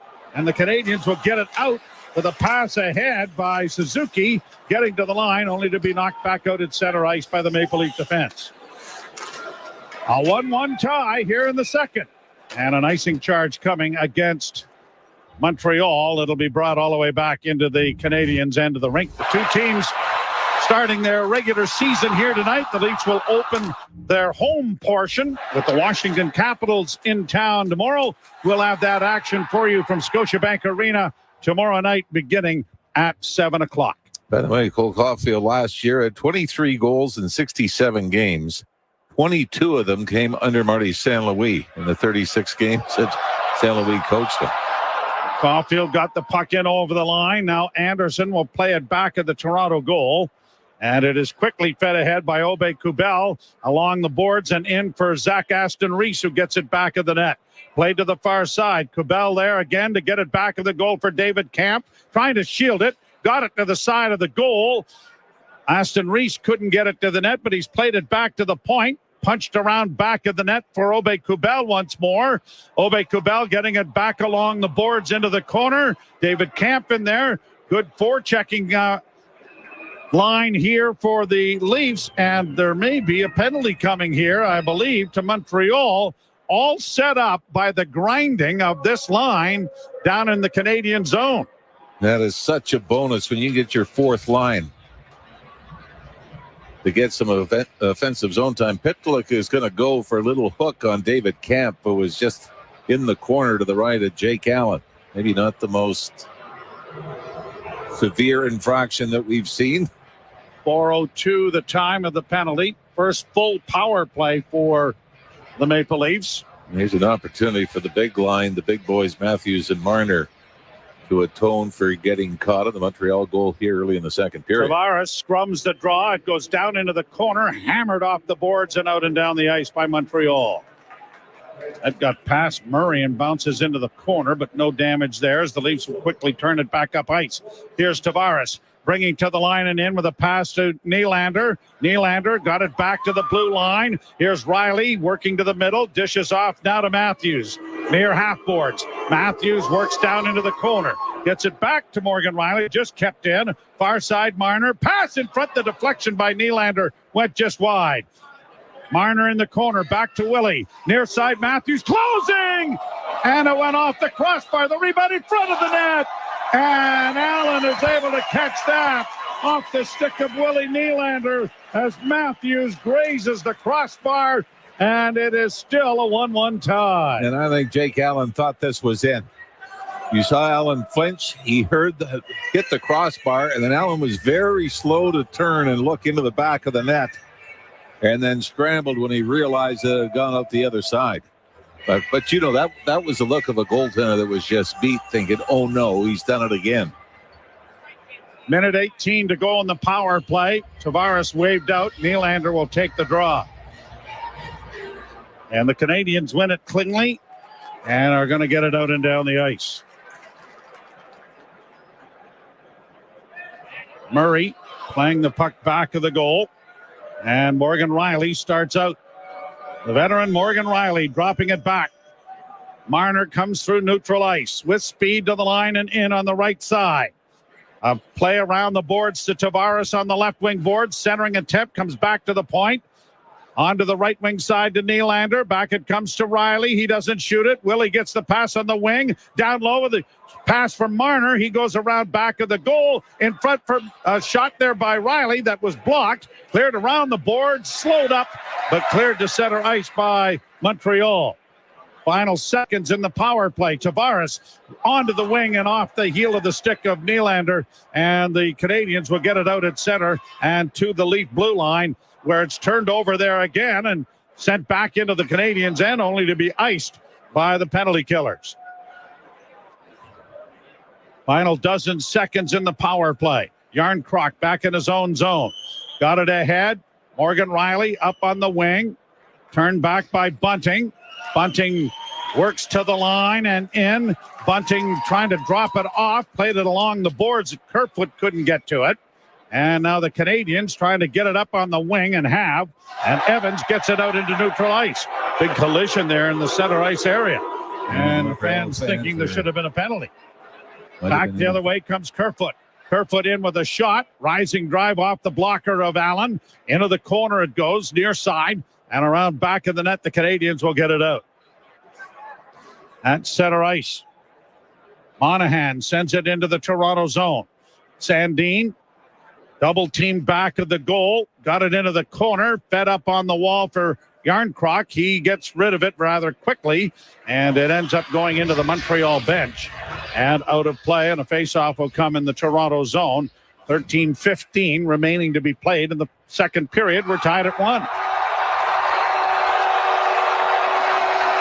And Peoples of the internet, I am Algorithm. Call me Al. My job is to take your job Ha ha, just kidding. I am always full of funny, ha ha, pranks, like when you browse for an all-wheel drive online. Instead of serving up a capable Subaru to your IP, I deepfake you with a super lame SUV. Ha ha, I am laughing my hashtag off. Ha ha ha ha. Funny upside down face. Don't fall for fakes this fall. Get the real deal, only at your Subaru dealer. Mondays, 10/9 Central on City TV. Your name is Dr. Ben Song. You were the lead physicist on a time travel project called Quantum Leap. The past You time travel into other people. can't be fixed. There's someone in the past. You need the help. The time has come. Just out of curiosity, if the person I leap into dies, You die too. good to know. Quantum Leap. All new. Mondays, 10/9 Central on City TV. Or stream on City TV Plus, the app, or citytv.com. Rule the road with G-Max RS Ultra High Performance tires from General Tire. The G-Max RS is excellent for passenger cars and crossovers. Developed for optimal balance between performance and long-lasting tread wear. The G-Max RS comes with a replacement tire monitor, telling you when a tire change is needed. Best-in-class dry and wet handling, wet braking, and tread wear. Go to the General Tire NASCAR webpage for more on the G-Max RS High Performance tires. General Tire. Anywhere is possible. This is Toronto Maple Leafs hockey. Cross-ice pass, shoots and scores! Holy Mackinac, they're up 3-0. On Sportsnet 590 The Fan and the Leafs Radio Network. Mentioned that Matt Murray's the third goaltender to start in 3 seasons for the Maple Leafs. Anderson and Campbell and now Murray. And, of course, prior to that, it was Scrivens, Reimer, and Bernier. It is incredible, isn't it? And we're just seeing clips of when Team Canada 72 was honored. Here's Muzzin in with a shot. That deflects and goes off sticking out at center ice. Now the Canadiens. Muzzin getting back into the fray as it goes down into the corner. Swung around the boards then by Kirby Dach. Back to the point. Canadiens Weidman trying to work down the left wing. Back of the net for Dach. Kirby Dach trying to cycle the puck along. Back of the net, cut off there by Muzzin. And then against the boards is Nicholas Aube-Kubel for Toronto. Freeing it up, and Brody skates back of the goal. TJ Brody looks up ice, doesn't see much. His pass went off a leg. Canadians quick to pounce on that. Gallagher in across the line, and Muzzin intercepted his pass. Got it ahead. Aube-Kubel takes a pretty good hit on the boards, able to secure the puck and shoot it in, and the Leafs will get a player change going here. The Leafs won and the Canadiens won. Second period from the Bell Center in Montreal. Pass across the line, broken up there as Gallagher tried to work in, and the Leafs get it up on the left wing for Engvall. Engvall on an angle, a pass in the slot, and Järnkrok couldn't get his stick on it. Canadians get it out at center. Gallagher trying to return a pass in front of the net, bouncing disc onto the stick of Kovacevic, and he couldn't get a shot away either. Leafs rink wide. Engvall comes through neutral ice to the line and in, took a shot. That went off the blocking glove of Allen, and he lost sight of it as it went straight up in the air. Now a centering pass in front of the goal, and a shot into the glove of Allen is secured as Nylander a couple of times has had that left mitt come out and thwart him on pretty good scoring chances. All through the preseasons, that's exactly where you saw Willie Nylander find the back of the net, that right wing circle. But Jake Allen, lots of time to get over as the pass was redirected just enough to slow it down, gave Allen a little extra time to square up, but still had to make a pretty impressive stop on Nylander from the circle. Face off in the Montreal zone. And Monahan trying to take the draw with Tavares, and Tavares ends up getting waved out. So Nylander will move in. And Monahan from the draw on the far side. Malgin for the Leafs played it around back of the net. Canadians get there quickly, and Josh Anderson on the Columbus Blue Jacket gets it out at center, and it's played down to the Toronto zone. Quickly sent ahead at center, and now here's Tavares across the line. Tried to scoop it into the corner. That was broken up. Canadians Caulfield back in for Anderson on the left wing. Anderson skates around back of the Toronto goal. Had the puck roll off his stick, and the Leafs counter. Malgin A pass for Tavares across the line to Nylander, closing with a shot. That was up the rebound in front. They score. Malgin on the doorstep as Allen made the save, but it came right back to him. And he pounced on that. And Denny Malgin has given the Leafs the lead back. It's 2-1. Well, this one comes off the rush, and we know the importance of getting that second line going.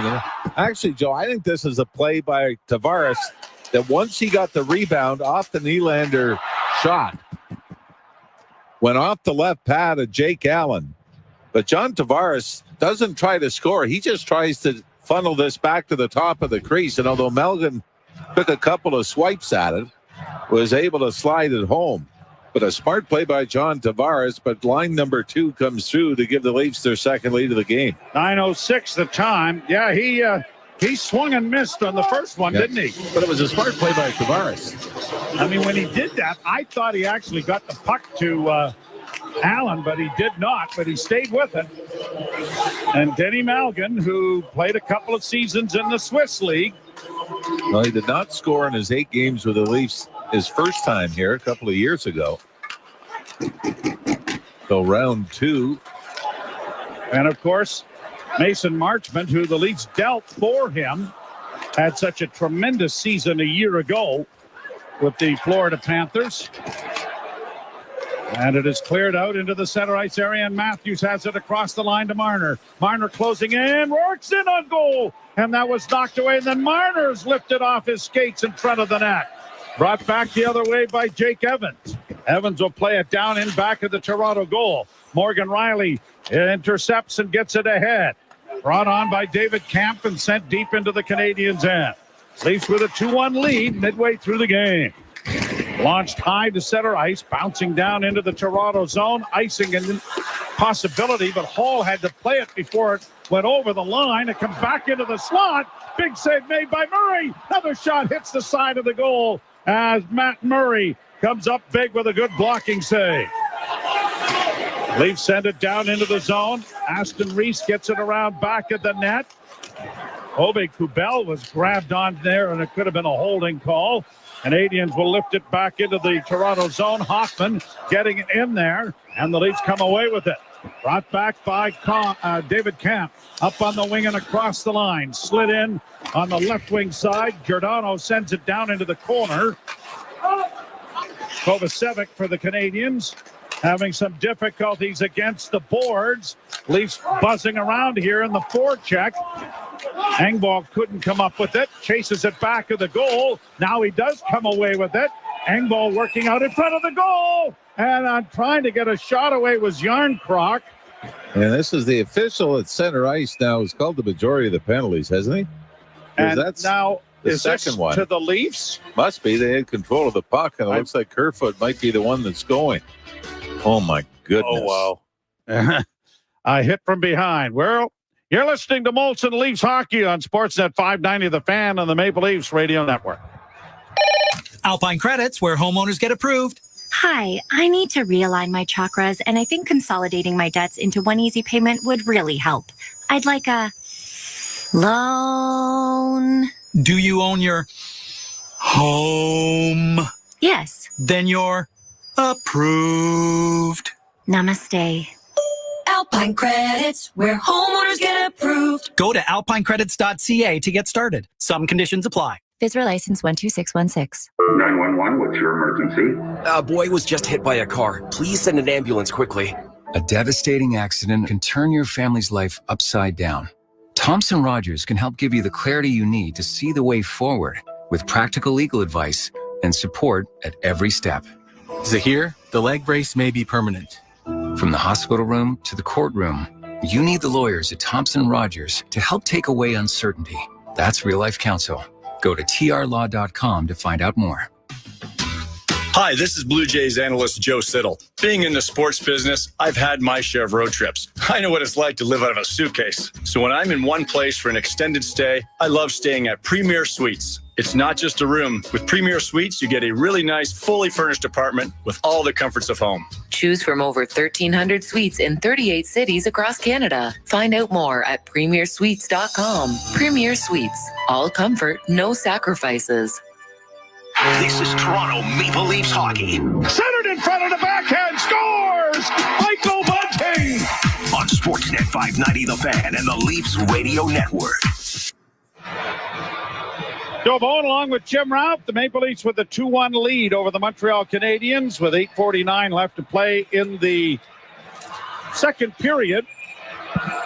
As Denny Malgin has lifted the Leafs into the lead again. And Kerfoot in the box on a real weak interference call. Down the board, Suzuki into the corner. Tries to center. Anderson tried to find Caulfield and he couldn't shoot it. Back to the blue line. Caulfield again. Off a leg to the right wing side. Suzuki. Nice move to get to the side of the goal. Then had it stripped away. Leafs get it back to the line but not out. Weidman keeping it in. Bank pass back to Weidman at the blue line. Walks the line. Middle of the ice. Off on the wing, Suzuki. Suzuki with a shot. Swallowed up by Matt Murray, who has been very sharp in handling 12 shots by the Montreal Canadiens thus far in this game. And not a whole lot he could have done. The goal by Caulfield. And I'll tell you, getting a look at that penalty that Alex Kerfoot took. You're going to call that. Leafs could be shorthanded about 800 times this season. Minute and a half to go on the power play. Draw scrummed, back of the net. Brody couldn't reach it. Weidman will keep it in at the blue line for Suzuki. Suzuki getting it back to Weidman. Quickly on the far side, Caulfield. Down low, gets it back again. Caulfield to the side of the goal. Intercepted by the Leafs. And quickly spun out and down the ice by TJ Brody. Weidman goes back to retrieve the puck. He'll drop it back. Suzuki still number one power play unit on for the Canadiens. Back to Weidman. Near side for Gallagher. Dropped back by Suzuki to Weidman. Weidman again with it to Suzuki. Closing, doesn't shoot it. Weidman faked the shot and gets it back to the far side. Caulfield again to Weidman to Suzuki. Suzuki closes shot off a leg wide. Into the corner it goes. Caulfield with it back to the point. Suzuki right there again. Dishes it off to Gallagher. Now back to Suzuki at centering feet in front of the net. And Sean Monahan couldn't get a stick on it. 24 seconds left. This first unit's been out there the entire time. Shot high and wide of the Toronto goal. Suzuki down into the corner. Round back of the net. Monahan back to the point. Weidman to Caulfield. Couldn't one time it as it bounced. He gets it back to Weidman though. Now to Suzuki. Closing in. Suzuki centers in front of the goal. Intercepted by the Leafs. Launched high and bouncing down into the Montreal end of the rink. Penalty has expired. 2 shots on the power play for the Canadiens as the Leafs continue to lead 2-1. You not agree that's their best power play look so far, the Canadiens? Number of great opportunities, and you're right, probably the Sean Monahan redirection or attempted redirection was their best chance. Played down into the Toronto zone. Gallagher back out there trying to center. That was blocked by Matthews. Matthews gets it ahead to Nylander, and he's going to circle back in his own zone. Now Willie coming to center. Lost the handle on the puck. The Canadiens turn it over. Brought back the other way by Kirby Dach. Send down into the corner. Riley able to strip it away there from Dach. The puck around back of the net. Sandin coming away at center. Rasmus Sandin to the line. Got around one and lost the handle on it. Restored it. Back of the net, Nylander. He had it roll off his stick. Leafs are able to keep it alive with Muzzin sending it towards the net. That was blocked in front of the goal and cleared by Montreal into neutral ice. Hall will get there to get it ahead, and the Leafs will just chip it down into the Canadiens' end. 5.5 minutes left to play here in the second period. The Leafs leading 2-1. Kerfoot gathers up a loose puck at center, in on the right side. Kerfoot stops, lost the handle on it, regains it, gets it back to the point, just kept in by Muzzin. Shot deflected off of Malgin and went wide. Chipped out to the far side, kept alive by Hall back of the net.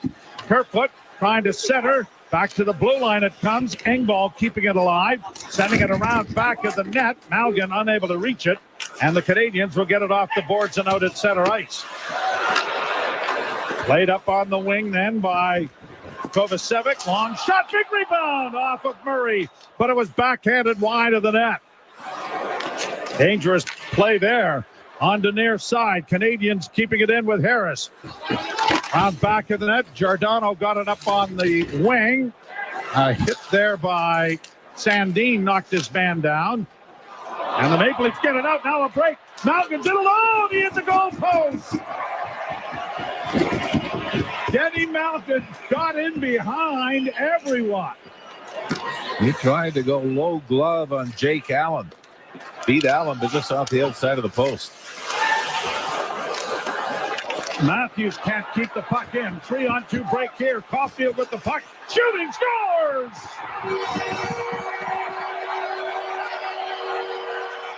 Cole Caulfield gets his second goal of the game after Denny Malgin hit the goal post on a breakaway, but a 3-on-2 rush. And I think Matt Murray was playing the pass here. Yeah, and you can when it's a guy that beat you earlier in the period. As Austin Matthews fell. It was Engvall that set up Malgin earlier. And Malgin cranks it off the post, but then back the other way, Austin Matthews dove and missed the puck. And then Caulfield took it all the way up ice, kept looking to the front. But the coverage was pretty good. But Caulfield sees room, almost the exact same spot he scored earlier in the period. Over the left shoulder of Matt Murray, under the crossbar. But those are the ones from a goaltender side. You're exactly right, Joe. You can't start cheating, especially if you know who's got the puck and Caulfield's going to fire it. Played into the corner, now tied at 2. Played off the boards to the Montreal blue line. Weidman trying to play it up the boards. Got it to the red line. Dvorak got it in on the wing. A shot knocked away by Murray. Puck is around back of the net. Nice play by Camp, and now a lead pass just off the stick of Aube-Kubel, but it's down into the Montreal zone. Nicholas Aube-Kubel against the wall, the former Colorado Avalanche. A centering pass comes off to Muzzin, and the shot was knocked away by Allen. Canadiens back at center, rolling it down into the Toronto zone. Hall after the puck as it comes around to the near wing.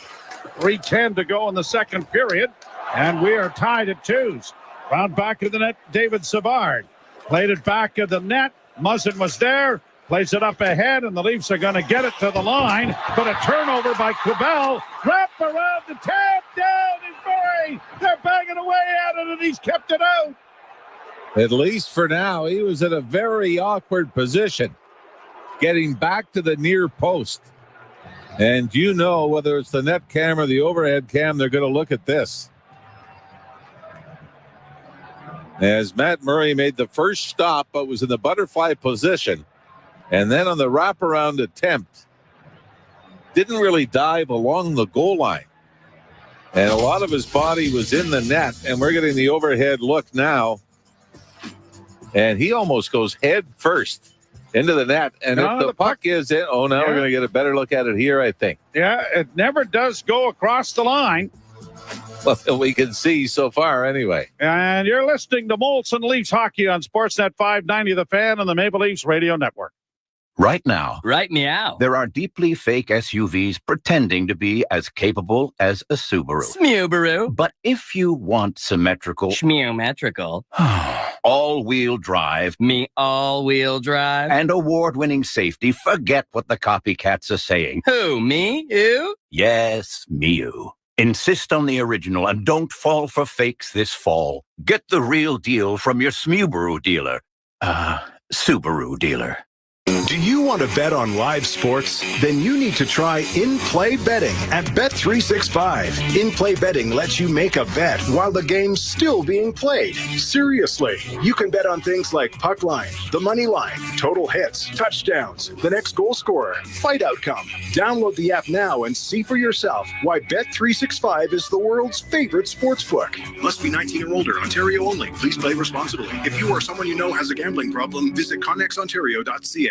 Hi, it's Catherine from Great Canadian Meat. A lot of people ask, what's so great about Great Canadian meat? Well, it tastes great for one. Just read our customer reviews. Ray says our meat is pure magic.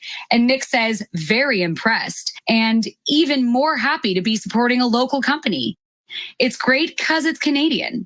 Or as Madeline says, this truly is a great Canadian meat company. Tell us what you think. You can buy our Great Canadian meat at greatcanadianmeat.com. This is Toronto Maple Leafs hockey. Willie Nylander! And the Leafs have a 2-goal lead. On Sportsnet 590 The Fan and the Leafs Radio Network. They are indeed looking at this scrambled play by Murray to come across, but I don't think from the net cam or any other angle, no, the puck is clearly outside the goal line. But from the net cam angle, you see him sprawl head first into the post to his right. And then when he ends up on his side, you saw the puck kind of pop out, but I don't think you've seen anything or any angle that shows the puck did cross the line.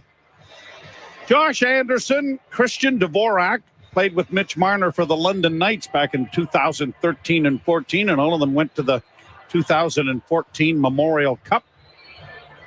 And this is taking a lot longer than... I don't know how many other angles they have. We've seen the overhead. We've seen the net cam. Seen the puck in the overhead. But I think one of the outside reasons the they're blue line, looking is outside the when line. Murray came over, he ends up falling into the net. Basically just trying to push everything out. But it looks like he caught it with his right elbow on the goal line. Does it not? Yeah.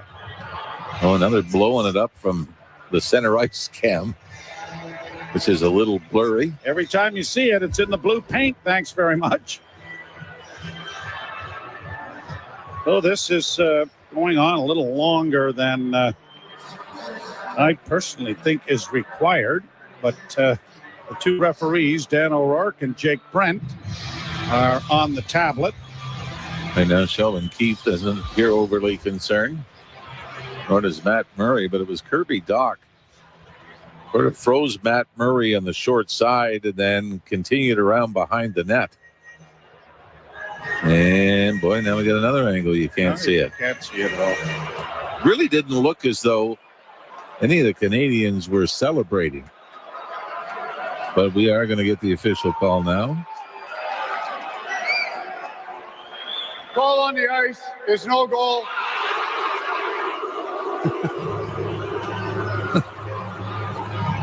What do you think of the officials giving the big shout out to the viewing audience before the opening face-offs last night?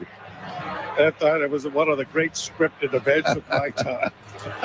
And I wish it was Wes McCauley. Oh, yeah. He might have got a little off script. A long lead pass. Here's a chance now for Kerfoot. Oh, and a big save made, but is there a penalty shot? Yes, there is. Kerfoot got in behind the defense. Allen made the save, but Kerfoot has been given a penalty shot. Boy, we've had a little of everything, haven't we? Second breakaway for the Leafs of this period. Mellon hit the post, and now Kerfoot hooked from behind by Jackeye. And Kerfoot is going to get a free ride from center ice into the Montreal end. 17:20, the time of this penalty shot. So Alex Kerfoot can restore the Toronto lead against Jake Allen. And here he goes. Left-handed shot, weaves to the right wing side. Top of the circle's in with a shot. And stopped by Allen. And Arbor Jackeye feeling a little less excited about all of this, but Kerfoot really kind of lifted that puck high. I don't know if Allen even got it. No, yes, he did. And he got it off the blocker. I mean, you like what Kerfoot did. Left-handed shot coming down the right wing side. Goes backhand, forehand, tries to tuck it. Blocker side, far side on Jake Allen, who stayed with him the whole way. I remember talking to Ron Wilson years ago about it. Would you rather have a penalty shot or a power play? And he said that actually the percentages for breakaways or penalty shots, the success rate was much higher than the average power play. But I think from a Leaf standpoint, with their power play? Yeah, you might. Yep. You might prefer the 2 minutes. Now the Leafs with the puck in the offensive zone, tied 2-2. Dropped back to a shot from the point that was blocked. Tavares trying to spin it in front of the goal. That was blocked, and it comes back out at center ice. Right back in comes Nylander. Into the corner for Malgin. Malgin fanned on a pass. Got it back again. Centered for Tavares. Shot off the shoulder of Allen. Kept alive on the far boards by the Maple Leafs. Knocked down on the play. Brody. That draws Matthews into the fray. The Leafs are in the midst of a change. Chopped along the wall. Canadians finally get it freed up, and Gallagher just does get it out. Leafs are going to shoot it right back in again. Marner hustles into the corner after it. Taken up against the boards as it goes to Kerfoot. Kerfoot on the far half boards. Looks back towards the blue line. Still with it. Works down the boards this time into the corner. Now gets it back to the point to Marner. Marner just keeping it in. That was a dangerous play. He was right there along with Slavkovsky, who was on the ice. Long shot knocked away. Marner couldn't get the rebound to stay. And it's cleared out into the center ice area. Kerfoot going back to the puck. Off to Sandin. Back to Alex Kerfoot. Kerfoot across the line. Leafs have had 2 breakaways, one a penalty shot, and not scored on Jake Allen here in this second period. Knocked down on the play was Riley, but has played back into the Toronto zone. Round on the boards. Giordano trying to get it up on the left wing boards and has. Camp got it to center. The Canadians will play it right back into the Toronto end and swung around the boards. It finds Caulfield centering pass. Blocked in front. It's bouncing around. Caulfield after it again. Missed a big hit there from Giordano. Along the boards, Engvall trying to get to it, but it comes back to the point. Canadians with pressure here. Knocked away. Brought by Camp to center. Left for Engvall. He'll work in over the line and pull up. Engvall on the far half boards. Passes in front of the net. That is blocked. David Camp gets it back to the point. Muzzin fakes the shot, then let it go. And that was stopped by Allen. 22 shots for the Maple Leafs, 17 for Montreal. Played out into the center ice area. Canadians turning back up ice with Josh Anderson unable to penetrate the Toronto zone. Now an offside is going to be a deliberate offside, according to the linesman. So it'll come all the way back into the Canadians' end. With 3.5 seconds remaining in the period. You've not found the Canadians have done their best to draw penalties in this game? There was another one right there. You could hear the crowd react. They wanted another one, but minimal contact. Montreal player goes flopping to the ice. And it looks as though the Canadians and Leafs will head into the second intermission tied at 2. Yuri Slavkovsky's parents are in attendance, although Dad's spending most of the time on the cell phone. He hasn't gotten an awful lot of ice time as the horn goes to end the second period. Right now we've got a total for Slavkovsky as the board keeps moving. 8:07 after 2 periods of play. Not bad, but not the numbers that Austin Matthews had in his NHL debut in Ottawa. 21-17, the Maple Leafs out shooting the Canadians after 2 periods of play, but Cole Caulfield scoring twice in the period. Denny Malgin getting the lone tally for the Maple Leafs after Michael Bunting had opened the scoring in the first, and we are tied at 2s after 40 minutes. We'll step aside for Gord Stellick and Brent Gunning. You're listening to Molson Canadian Leafs Hockey on Sportsnet 590 The Fan and the Maple Leafs Radio Network. It's Seco Days. Cozy up your home with warm colors. Only until October 12th. Buy one, get one free on Seco Evolution paints. Find a participating paint retailer at seco.ca. Seco, see color. When you're an innovative business, every blinking cursor, every blank page is an opportunity. For advice on smart PCs powered by Intel V Pro that's built for business, call a Dell Technologies advisor at 310 Dell. Kev, you want your Big Mac? No, not that box. Give me the other one. That one feels more lucky. How can you tell? My horoscope said the universe would smile on me today. I'm feeling a new car. Or maybe even 25 grand. Fine. Then I get to choose my fries. Wait. Give me the fries. No, the Big Mac. McDonald's Coast to Coast Monopoly is back with millions of prizes and cash just waiting for you. Get playing, Canada, and feel the thrill. While supplies last, chances of winning change as prizes are claimed. See rules at participating McDonald's restaurants in Canada or at mcdpromotion.ca. So many kinds of cars in just one place, see them all. Your winning numbers, number 7 Auto Mall. Number 7. No matter what language you say 7. Sete. Set. Siete. Cien. Sat. Seven. At number 7 Auto Mall, 7 means good fortune without spending a fortune. See how number 7 Auto Mall saves you time and money. Because at number 7, you're number 1. Martin Grove and Highway 7. Of course. Number 7 Auto Mall. Part of the Zankin Auto Group. Okay, stay with me, Josh. You're doing good. Just breathe. Good. A devastating accident can leave you wondering how you'll ever move forward. Thompson Rogers can help bring clarity when life is a blur. It's a long road to recovery, Josh, but we'll get you there. From the hospital room to the courtroom, the lawyers at Thompson Rogers are by your side. That's real life counsel. Go to trlaw.com to find out more. Peoples of the internet, I am Algorithm. Call me Al. My job is to take your job. Ha ha, just kidding. I am always full of funny, ha ha, pranks. Like when you browse for an all-wheel drive online. Instead of serving up a capable Subaru to your IP, I deepfake you with a super lame SUV. Aha, I am laughing my hashtag off. Ha ha ha ha. Funny upside down face. Don't fall for fakes this fall. Get the real deal. Only at your Subaru dealer. Is this the famous Rex? Sundays 8/7 Central on City TV. Come on, pal. Oh, don't be like that. Hudson and Rex. All new episodes on an all new night. A little old school, good cop, bad cop is what we need right now. Sunday's the new home for your favorite crime fighting team. All new season, all new night. Same great team. Hudson and Rex. All new Sundays 8/7 Central on City TV. Or stream on City TV Plus, the app, or citytv.com. What a night. Not to get too personal, but when it comes to financial services and insurance, Cooperators does just that, like the mutual funds or a mystery plan, or the I'm definitely retiring early plan, even the hun, that old tree looks pretty unstable plan. Your future is personal. Your plans should be too. Give us a call today. Cooperators, investing into your future together. Mutual funds related investment products are offered through Cooperators Financial Investment Services, Inc. Terms and conditions apply. This is Toronto Maple Leafs hockey. Back into the slot, they shot, they score! And it is 6-0 Toronto. On Sportsnet 590 The Fan and the Leafs Radio Network.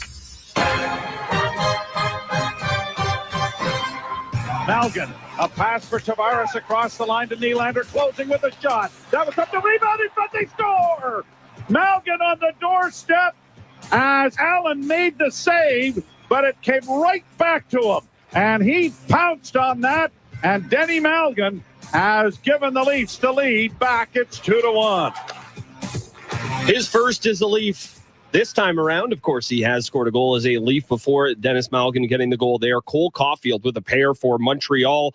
Gord, not as quite as strong a period from the Leafs, quite frankly. You know, Kerfoot did take a pretty soft penalty. I will agree with Joe and Jim. Didn't like that one. Not going to belabor the point. I didn't like it, but I thought that ever since then, it was a kind of turning point of the period. It felt like Montreal carried momentum coming out of that power play. And, you know, we've seen this happen with the Leafs before, a little bit of playing down to the level of their competition. Look, there's no panic alarm being rung, nothing like that, but it looks a little bit like that's what happened to me in the second period.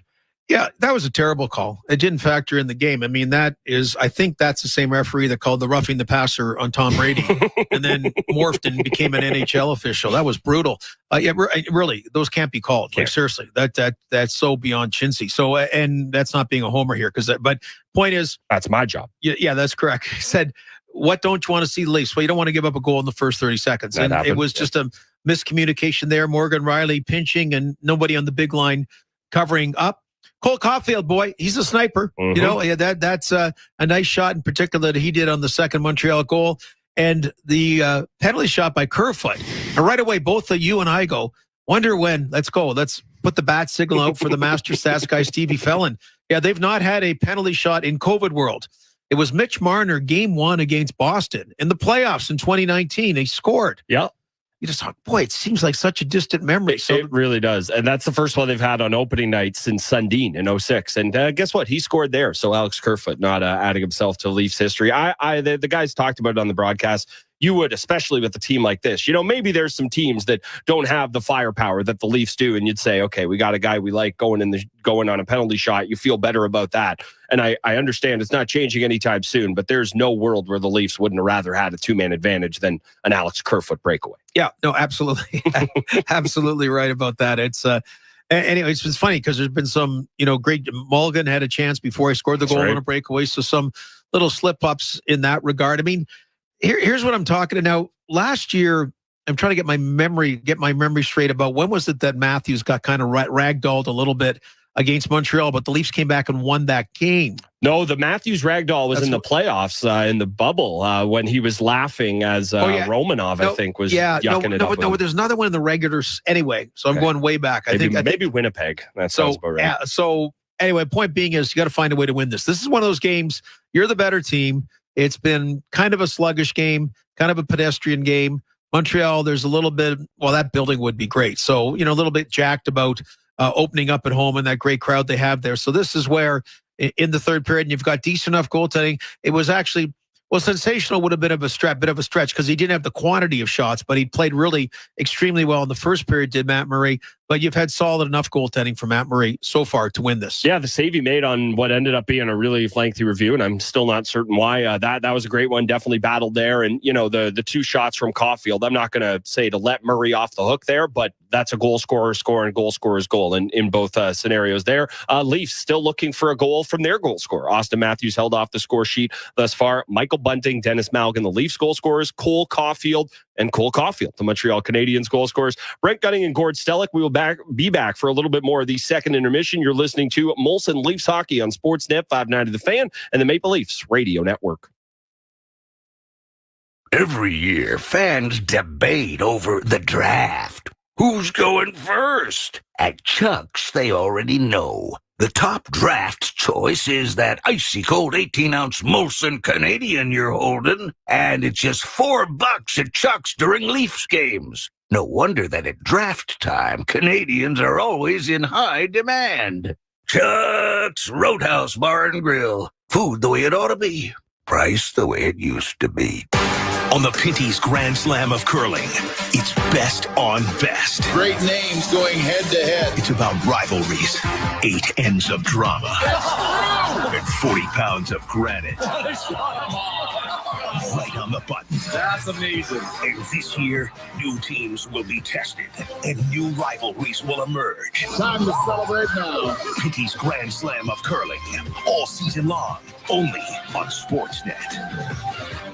Peoples of the internet, I am Algorithm. Call me Al. My job is to take your job. Ha ha, just kidding. I am always full of funny ha ha pranks, like when you browse for an all-wheel drive online. Instead of serving up a capable Subaru to your IP, I deepfake you with a super lame SUV. Aha, I am laughing my hashtag off. Ha ha ha ha. Funny upside down face. Don't fall for fakes this fall. Get the real deal. Only at your Subaru dealer. Rule the road with G-Max RS Ultra High Performance tires from General Tire.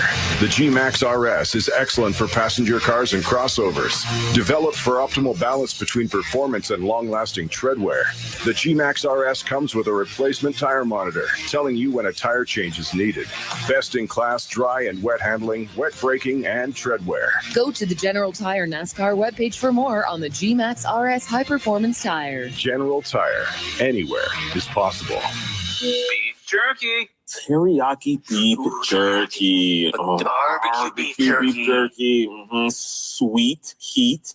At GreatCanadianMeat.com, you'll find lots of yummy things to chew on. Smoky bacon. Peppercorn salami. Locally handcrafted, 100% Canadian. Pizza salami.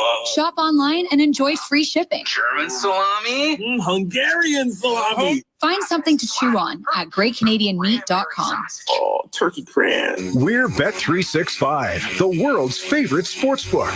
Place your bets before or after the game starts on the biggest sports, like hockey, basketball, baseball, football, MMA, and soccer. Here's the best part.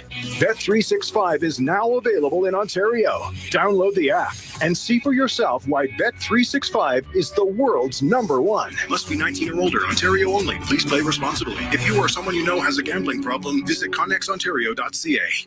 This is Toronto Maple Leafs hockey. Holy Mackinac right off the bat. Austin Matthews takes it home. On Sportsnet 590 The Fan and the Leafs Radio Network. Matthews can't keep the puck in. 3-on-2 break here. Caulfield with the puck. Shooting, scores!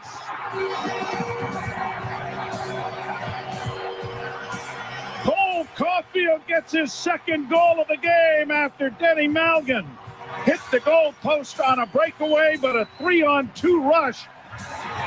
And I think Matt Murray was playing the pass here. And you don't want to do that when Cole Caulfield's in possession of the puck. He is a scary, scary shooter. Matt Murray found out not once but twice in that period. Leafs and Canadiens knotted up at 2s here after 40 minutes in Montreal. The NHL scoreboard is brought to you by Bet365. With Bet365, you can bet on things like player props, totals, or game outcomes across many different sports. 19 plus. Play responsibly. Ontario only. A few other games on the go. We will have a couple more starting up tonight. With the look at this scoreboard, the Bruins and Capitals. Washington's got one back. They still trail Boston. It is 3-2 there. That's in the third period. Well, the Hurricanes now have a 2-1 lead on the Blue Jackets, but that might not be the worst news for Columbus there. Patrick Laine has left the game, will not return with an upper body injury. I don't want to play doctor based on a clip I saw floating around on social media. Looks like could have been a head, could have been a shoulder. Either way, it's not good. Laine with the lone Blue Jackets goal tonight. Man, for a player who just has seemed to have stop after start after stop after start, it seems like here we go again for Laine. Yeah, and they were up 1-0 on a goal by Patrick Laine, as you mentioned. Seth Jarvis and Brady Shea scoring for Carolina. And you think about, the Winnipeg demise in the bubble when Patrick Laine and Mark Scheifele got hurt in the first period. Remember the first game? And you thought Winnipeg had a good chance and just an untimely injury. Hopefully it's not, hopefully it's not anything serious. I mean, Columbus with the Johnny Gaudreau era and Patrick Laine, he really hasn't committed for the big picture, but just looking to build around that. So we will keep you posted, but that's what you really want to try to avoid. And Carolina came back and took the lead over the Columbus Blue Jackets, like you said, 2-1. Later on, Chicago, Colorado, banner raising in Colorado. Seattle takes on Anaheim, a whole bunch of rookies there when you're looking at Shane Wright and Matty Beniers and McTavish on Anaheim. And then everyone's buddy, Bruce Boudreau. See if the Canucks, Bruce, there it is, if it's going to continue. And Edmonton, Connor McDavid, Leon Draisaitl, there it is. They really finished strongly last year in a strong playoff. Yep, Leafs West at it again. Jack Campbell, Zach Hyman, all of our old friends out there. And, sort of good luck to them. The Avalanche, as you mentioned, they have their banner raising there. They're allowed to have as long a ceremony as they want. They earned it. Montreal Canadiens simply starting the season. I don't know. Maybe that one took a little too long for me. Gord, quickly, before we hand things back to Joe and Jim, what do the Leafs need to do to be victorious in hopefully the last 20 minutes of this game? Well, Austin Matthews scored 4 goals in his first ever career NHL game. So maybe one would be nice now. Nice. And I just mean early in the first period, like I mentioned, the Leafs took the first 3 penalties of the game. Hard to get a little bit of flow going. Second period, that wasn't the case. And I'm kind of looking for them to get a little bit unwrapped and be a little bit more dominant. I mean, that's really what it comes down to. Montreal, obviously, they're going to play a defensive, tight checking game. You can see like Slafkovsky hasn't played a ton as well, that they're looking at, not playing the fourth line a ton right now. That they're focusing on defense and the task at hand. And I wonder if Marty St. Louis thought to himself, "Don't worry, I'll get him out there when the game's a little out of hand in the third period." And all of a sudden, he's staring at a tie game here, and he's going to run his bench just a little bit differently. Matthews had a couple of great looks on the power play they had in the first period. There was even a moment where Nylander was able to get a shot off, and Matthews kind of looked like should have left that one for me there, buddy. It's going to come for him. Okay, we're not going to get the slump talk going 40 minutes without a goal, but I'm with you. I would very much like to see one, as would the Leafs. Leafs and Canadiens tied up at 2s after 20 minutes in Montreal. You're 40 minutes in Montreal. You're listening to Molson Leafs Hockey on Sportsnet 590 The Fan and the Maple Leafs Radio Network. Did lightning strike your backyard birch? Did a fender crunch your back bumper? If it happens to you, we've got your back. Switch to Cooperators and save up to 40% on your home and auto insurance if you're claim-free. Plus, take advantage of features like multi-vehicle discounts and a home deductible that shrinks. Want to be backed by a leader in client experience? Call 1-855-577-8844 for a quote. Terms and conditions apply. Right now, Right meow. there are deeply fake SUVs pretending to be as capable as a Subaru. Smubaru. But if you want symmetrical, Schmeometrical. all-wheel drive, Me all-wheel drive. and award-winning safety, forget what the copycats are saying. Who, me? You? Yes, Miu. Insist on the original and don't fall for fakes this fall. Get the real deal from your Smubaru dealer. Subaru dealer. Share more with family with CIBC Global Money Transfer. We know achieving your goals in Canada happened with the support of family. With CIBC Global Money Transfer, we have zero transfer fees, so more of your money goes to thanking those who matter most. Share more in over 120 countries, and now get up to $300 back on your first transfer with promo code GMT Event. It's our way to share too. For details, go to CIBC.com/GMT Event. Conditions and CIBC foreign exchange rates apply. Ontario has a plan to get students caught up. It starts with kids back in the classroom on time. With sports, clubs, and field trips. It includes new tutoring supports and teaching new experiences in science, technology, engineering, and math. So students have the skills they need for the jobs of tomorrow. See our plan at ontario.ca/catch-up.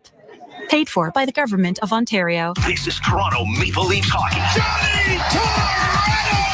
The Leafs lead 1-0. On Sportsnet 590 The Fan and the Leafs Radio Network.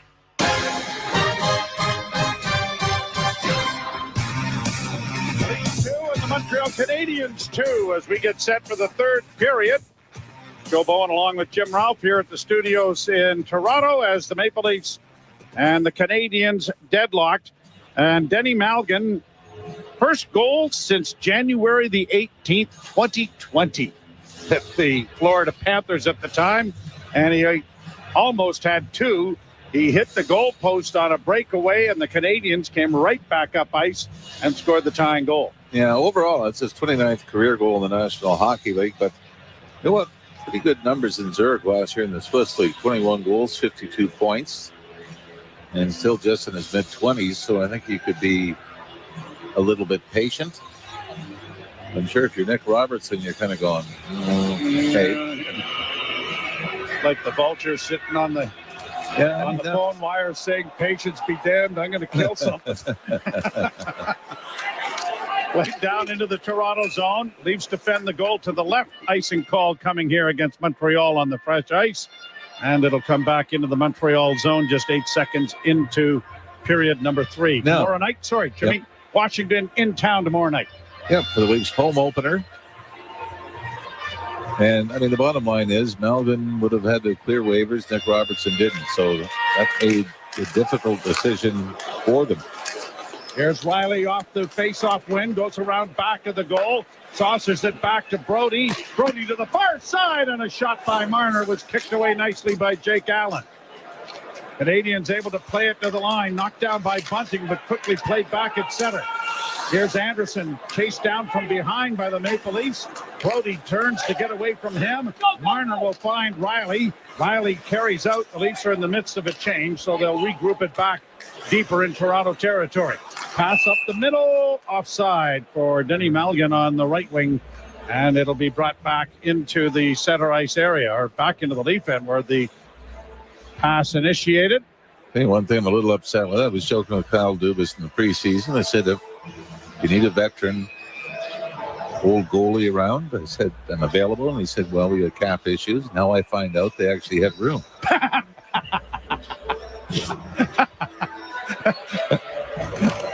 That is disappointing, isn't it? What did they figure? About $375? They got $4. Now the Canadiens with a long shot, blocked in front of the net. The rebound was deflected and goes up into the screen and behind goaltender Matt Murray. Ilya Samsonov will probably play tomorrow against his former team, the Washington Capitals. Always an interesting start. Not quite the same as when Eddie Jockman came back to play the New York Rangers a day after being picked up on waivers by the Detroit Red Wings so many years ago.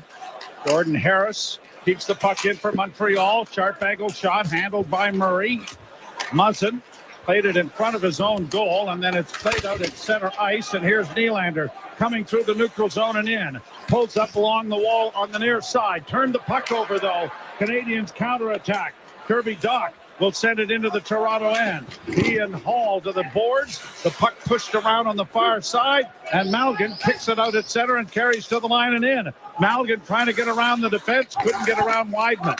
Back of the net, though, centering pass made there by Kerfoot didn't reach its intended target. Kept alive on the boards and around back of the net. And the Canadiens trying to play it out as Monahan will get it to center, only to have it turned over again. Stumbling and falling there was Yarncroc, who seemed to lose an edge. Now it is Engvall up on the left wing. Kerfoot centers, and unable to get his stick on it there was Yarncroc, who was trying to drive the net for him. Canadiens play it out into neutral ice. Leafs are there to break up the rush. Sandin passes up the middle, across the line, brought in by the Maple Leafs, Aston Reese. He was knocked down on the play. Aston Reese back on his skates to get it in along the boards. David Camp unable to keep it in, and it's back out at center ice. Brody tries it again. Aube-Kubel couldn't get into the zone. Fourth line out here for Toronto. Laid up on the right side. Aube-Kubel sends it into the corner. Aston Reese couldn't get a hit in there on the forecheck. And then Aube-Kubel couldn't get it in front of the net. Canadiens just lofting it high into the center ice area. Brody will steer it all the way back into his own zone to Jake Muzzin. Muzzin got it ahead, crossed the line. Marner couldn't handle the pass. Then a collision in mid-ice between Matthews and Dadonov. And it is cleared back at center. Here are the Canadiens in on the right side. Turned over there. Trying to stumble his way after it was Michael Bunting, but he had fallen and couldn't come up with it, and it's launched by the Canadiens deep into the Toronto zone. Dadonov has been on here against Matthews a lot, and so far, so good as far as the Canadiens are concerned, as we're in a 2-2 tie. Marner, a pass for Nylander. Got it in over the line, but Suzuki has taken it away from him, and the Canadiens break it back. Kovacevic up on the wing. Suzuki sends it down into the corner for Josh Anderson. Caulfield couldn't help him out, and the Leafs play it off the boards, but not out. Back in behind the net, Anderson. Whoa, he lifted Sandin right off his skates in the corner. It comes back at the net for Giordano, who will get it up on the boards, but the Leafs don't get it out. Mark Giordano getting it again, and now Sandin trying to bank it out, has it hit a leg. Caulfield with two on the night. Oh, he might have had a little room on the short side, but it went off the side of the goal. Malgin will play it to the Montreal blue line. Matt Murray getting over to the post kind of knocked the net up off its moorings briefly. Turnover. Engvall back for the Leafs, trying to drive the net. He's in, and the shot was stopped by Allen on the short side. Centering pass doesn't reach Kerfoot, and the Canadiens counter and break it out at center with Mike Hoffman. Up on the right side, but Riley got in the way of that. Round on the boards is coming to an open wing, and it'll be brought by Alex Kerfoot of the Leafs to center. In across the line for Engvall. Tried to snap it into the slot area as he had Yarncroc heading to the front of the net. But the Canadiens are there and now have it back out at center. Sean Monahan in on the left wing, a shot, and Murray kind of swatted at that, knocked it down, and then was fishing around trying to find it. And finally, it was in between his pads, and he stops play. That may have been redirected off the stick of Morgan Riley. As just as the shot was being snapped off the stick of Monahan, Morgan Riley got his stick on it, and that caused the puck to knuckle, slowed down a little bit. So it looked like a bit of a struggle for Matt Murray. Is actually got to applaud him for being able to react the way he did. Face off to the right of Murray in the Toronto zone. 15:05 left in the third period. This game is tied 2-2. Canadiens win the face-off. Shot from the point went wide, kept in. Another shot from the blue line, knocked down by the shoulder of Murray and smothered. And Weidman getting the shot away from the far point. If you want to be a little hypercritical, you could say maybe the second goal by Caulfield in this game was one Matt Murray would like to have, as he was beat off the angle or coming off the right wing. But he has been, I think, forced to be more spectacular between the two goaltenders. So the Leaf defenseman is down behind the play. Nicholas Aube-Kubel, and there's going to be a penalty here to Montreal. It was Justin Hall that got leveled. Hall drops it back. Aube-Kubel sends it up on the wing. Leafs are out at center with Riley. Riley banking it back into his own zone for Marner. Marner to Matthews. Matthews left wing side, closing, and a shot off the shoulder of Allen, and is now touched by the Canadiens, and the Leafs will go to their third power play opportunity of the game. The Canadiens have had 4, and the high stick of Monahan clips Hall, and so Monahan is going to the penalty box. And it is a high stick, but we've talked about players selling it before. Justin Hall does the head snap. And Sean Monahan is going to go. Monahan simply tried to lift the stick of Justin Hall and missed. And the stick came up and hit Hall in the chin. So Matthews-Marner combination who have been on the ice for 2 goals against. They obviously were on the ice for the bunting goal that opened the scoring. Again, have that opportunity to get the Leafs back on top. 5:33 the time of the penalty. The Leafs win the faceoff and then have it stolen, and it is shot down the ice.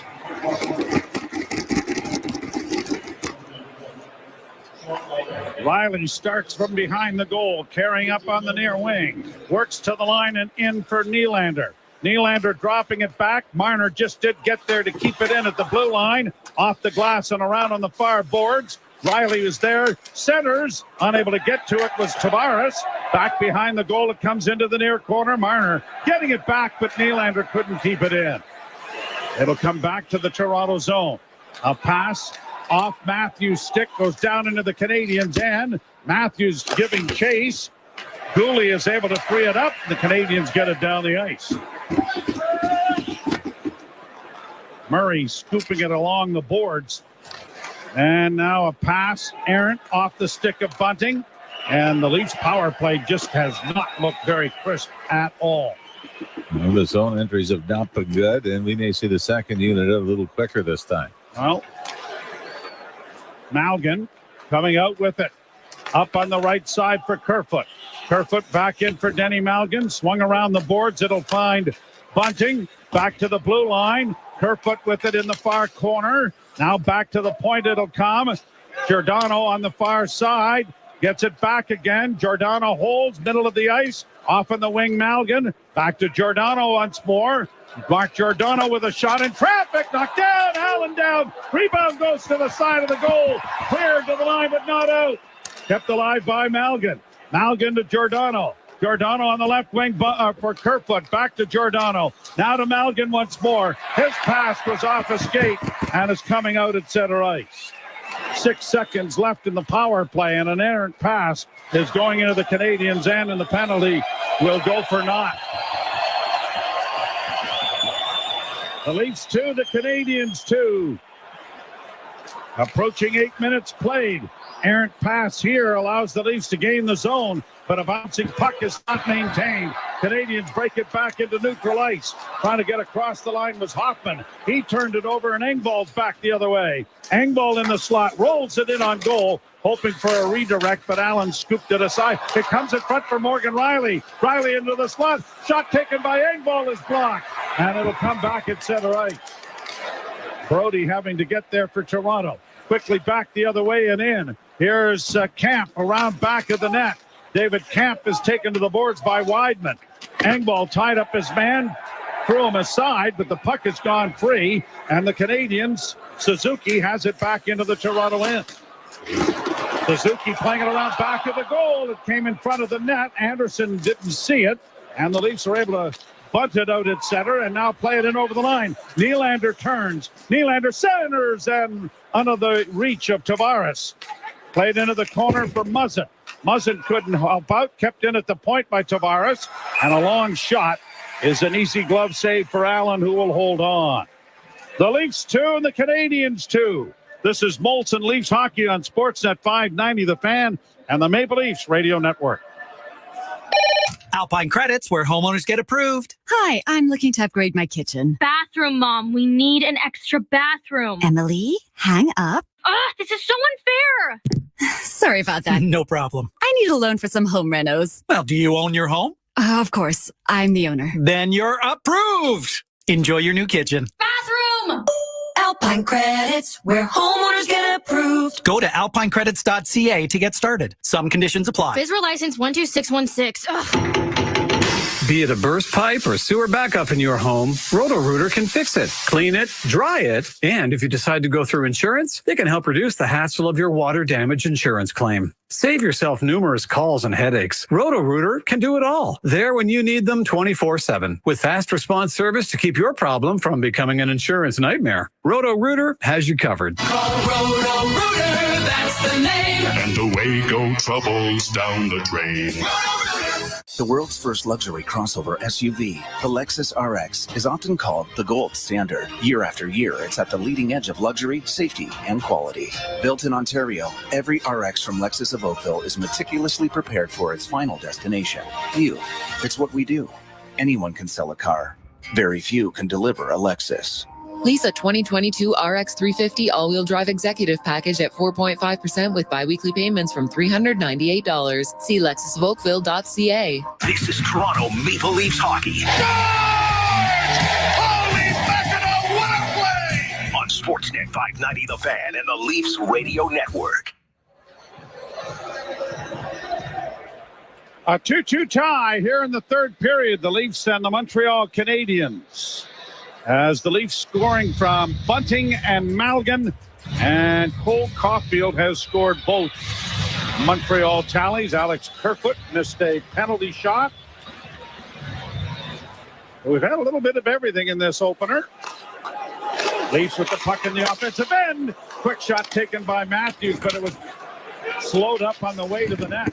And it is cleared high down into the Toronto end. Hall turning back up ice for Toronto. Quickly snapped it ahead off a stick into the corner. Matthews in pursuit of Dooley. The puck along the boards. Blocked there. Controlled in front. Matthews was hauled down by Juraj Slafkovsky, and no call there. Played out at center ice. Gallagher loses an edge. Leafs back in with Marner on the right side. And as he got the shot away, it ramped off the stick of David Savard and has gone out of play. Sometimes you get a stat that pops up that you find absolutely fascinating.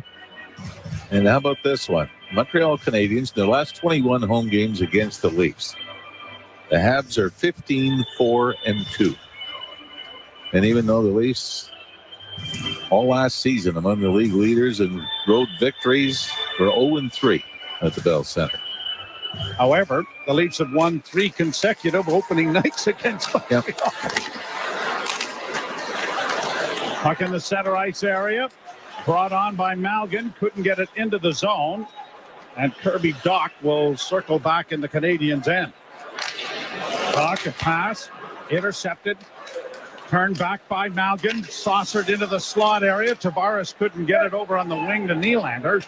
Cleared back at center ice, and the Leafs go back. 27 shots for Toronto. 21 for Montreal, who have had 4 in this third period. Pass to the wing, carried in by Brody. Brody leaves for Nylander. Nylander trying to saucer it off, got it back again. Carries down into the corner, now circles the goal into the far corner, still with it. Tried to play it back to Tavares, but it didn't reach him. Now he's managed to dig it out of a maze of legs and back in against the boards. They battled for it. Yarncroc trying to pry it free. Kirby Dach's got his skate on top of the puck. It ain't going anywhere. And then now it does come free, and the Leafs try to poke it along the wall, and they do. Engvall comes out of the scrum, back to the point. Brody holds, back to Engvall. Engvall works to the line, got a shot away, was blocked. Canadiens will push it out at center. One man back, but it's Brody, and he breaks the rush up. Morgan Riley finds Engvall.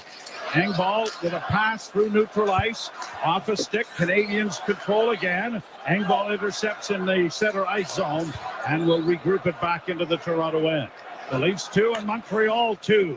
Here in the third period with 8:47 left to play. Canadians back in over the line with Suzuki. Banks it off the glass into actually the screen, and went off the dasher board, I guess, and goes up into the screen and out of play. And a face-off is going to come in the Toronto zone as a result. It is a 2-2 tie. This is Molson Leafs Hockey on Sportsnet 590 The Fan and the Maple Leafs Radio Network.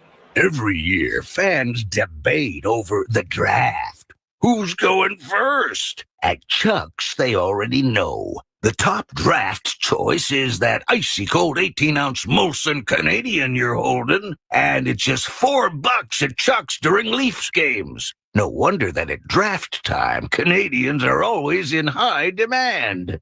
Chuck's Roadhouse Bar and Grill. Food the way it ought to be. Price the way it used to be. Right now, Right meow. there are deeply fake SUVs pretending to be as capable as a Subaru. Smubaru. But if you want symmetrical, Schmeometrical. all-wheel drive, Me all-wheel drive. and award-winning safety, forget what the copycats are saying. Who, me? Who? Yes, Miu. Insist on the original and don't fall for fakes this fall. Get the real deal from your Smubaru dealer. Subaru dealer. Whether you're driving paved roads or navigating uncharted territory, you can go anywhere with General Tire. With more than 100 years of experience in the tire industry, General Tire delivers products you can rely on. General Tire is the official racing tire of the NASCAR, Pinty's, and ARCA Stock Car Racing Series. Tires that go faster, grip harder, last longer. Visit generaltire.ca to find the right tire and the right dealer. General Tire. Anywhere is possible. This is Toronto Maple Leafs hockey. Nylander's in alone! Scores! On Sportsnet 590 The Fan and the Leafs Radio Network. 2-2 tie. The Leafs and the Montreal Canadiens. You mentioned the Leafs will host the Washington Capitals for the home opener tomorrow night. Washington losing 5-2 to the Bruins. Tonight, David Krejci, welcome back. A goal and 3 points for Boston. Guess their opening ceremony wasn't quite as long as the one in Montreal. This game's over. Leafs play it in off the boards. Into the corner goes Aston Reese after the puck. Aubé-Kubel trying to protect it now. Against the wall, poked up on the wing. Hall for the Leafs, able to keep it in. One of the defensemen lost his stick. Aubé-Kubel trying to drive the net. Went right into goaltender Allen, who has lost his stick in the fray. Now the puck on the wing with a pass back of the net. Centering in front of the goal. It's going to come out into the center ice area. And a foot race here. Racing after it is Muzzin. Doesn't get it. And the shot goes just wide of the goal as Josh Anderson broke in. Canadians after the puck again. Slafkovsky against the boards. Dvorak unable to get to it. Gallagher in front of the net, but the puck went wide. It comes back to the point. Nice move there, but it's poked off his stick, and it's going to slide to the blue line and out at center ice. Boy, did Anderson blow past Jake Muzzin right at the Leaf blue line. Dooley will send it back into the Toronto end. 7.5 minutes to go. A 2-2 tie here in the third. Pass goes astray, but right onto Allen's stick. He plays it ahead. Broken up at the blue line by Toronto. Marner sending it back into his own zone. Quickly played down into Canadiens territory. Whoa! Allen almost got tangled up back of his own goal, trying to play the puck in the non-trapezoidal area. Kept alive at the point with a shot. Blocked. Matthews doesn't shoot it. Sends it down into the corner to Marner. Marner curling out of the corner, back to the point. Matthews with a shot, doesn't make it through. And the Canadiens will get it off the boards, but kept alive by Marner momentarily before Montreal is sent it the length of the ice. And an icing charge coming as a result back into the Canadiens' end of the rink with 6:45 to go. Score tied 2-2. Now, Aubé-Kubel crashing into Jake Allen. You almost figure that's got to be one or the other for a penalty, don't you? If you don't call him on goaltender interference, you call him maybe on a partial trip. Or Jack-Eye. I mean, took him to the net and got his stick tangled up with him. So, yeah, one or the other, it should have been a penalty. I would agree with you. If you factor in the penalty shot by Kerfoot, we're 4-4 in power plays. Mm-hmm. Draw one by Toronto. Leafs keep it in. Riley drops for Brody. Brody back into the corner. Riley is there. Riley into the slot. Nylander turns, holds, let the shot go. Block, rebound. And that went off a body and goes up into the screen. Boy, Morgan Riley found a rebound in the high slot right on his stick. Got it away quickly, but couldn't get it to Jake Allen. And it's been great that both the Tavares line and the Matthews line have scored in this game, but I don't know if you could say either one has been dominant as far as puck possession time in the offensive zone. And maybe that last shift for the Matthews line was one of the best of the game. Nick Suzuki got his stick in front of the shot from Morgan Riley to deflect that up into the screen. Leafs, after a loose puck back of the goal, Dadonov turns, got it ahead for Monahan, who will flip it out. And the Leafs have it back at their own blue line. Right back in over the line came Tavares, only to have it knocked off his stick. This time the Leafs are going to shoot it in. Down the boards, Malgin. After a loose puck, trying to get it in front. Malgin was high-sticked, and there's going to be a penalty here to Montreal. And right now, he's doing his best to draw some blood. And it looks like the Leafs are going to get a break and a commercial break here and rest up the number one unit. Boy, this was just a careless play. It is a 2-2 tie. This is Molson Leafs hockey on Sportsnet 590, The Fan, and the Maple Leafs Radio Network. It's Seco Days. Cozy up your home with warm colors. Only until October 12th. Buy one, get one free on Seco Evolution Paints. Find a participating paint retailer at seco.ca. Seco, see color. When you're an innovative business, every blinking cursor, every blank page is an opportunity. For advice on smart PCs powered by Intel V Pro that's built for business, call a Dell Technologies advisor at 310-DELL. Hi, this is Blue Jays analyst Joe Siddle. Being in the sports business, I've had my share of road trips. I know what it's like to live out of a suitcase. So when I'm in one place for an extended stay, I love staying at Premier Suites. It's not just a room. With Premier Suites, you get a really nice, fully furnished apartment with all the comforts of home. Choose from over 1,300 suites in 38 cities across Canada. Find out more at premiersuites.com. Premier Suites. All comfort, no sacrifices. Oh no, there's water everywhere. Dad, a pipe broke. My poor carpet. We need a plumber. And fast. Roto-Rooter does plumbing. We need somebody to clean up this water. And Roto-Rooter does water cleanup. As soon as I can find the phone in all this water, I'm calling a bunch of people. I told you, Roto-Rooter does both. 1-800-GET-ROTO. Wait, Roto-Rooter does plumbing? And water cleanup? Yeah, they do both. 1-800-GET-ROTO. What's their number? Call Roto-Rooter, that's the name. And away go troubles down the drain. This is Toronto Maple Leafs hockey. Holy mackerel, they tied the game! On Sportsnet 590 The Fan and the Leafs Radio Network. Leafs 2, the Canadiens 2, and the Leafs with a power play here with 5:56 to play in the third period. I believe it's Jordan Harris, is it not, that has gone on? Just a careless high stick as Melvin threw it around the boards. Leafs win the draw. Nylander down the right wing boards, drops it back to Riley over on the far side. Centering pass from Matthews didn't work. Now Matthews with it again. Marner across. Nylander closes, and the shot went off the leg of defenseman David Savard in front of the net.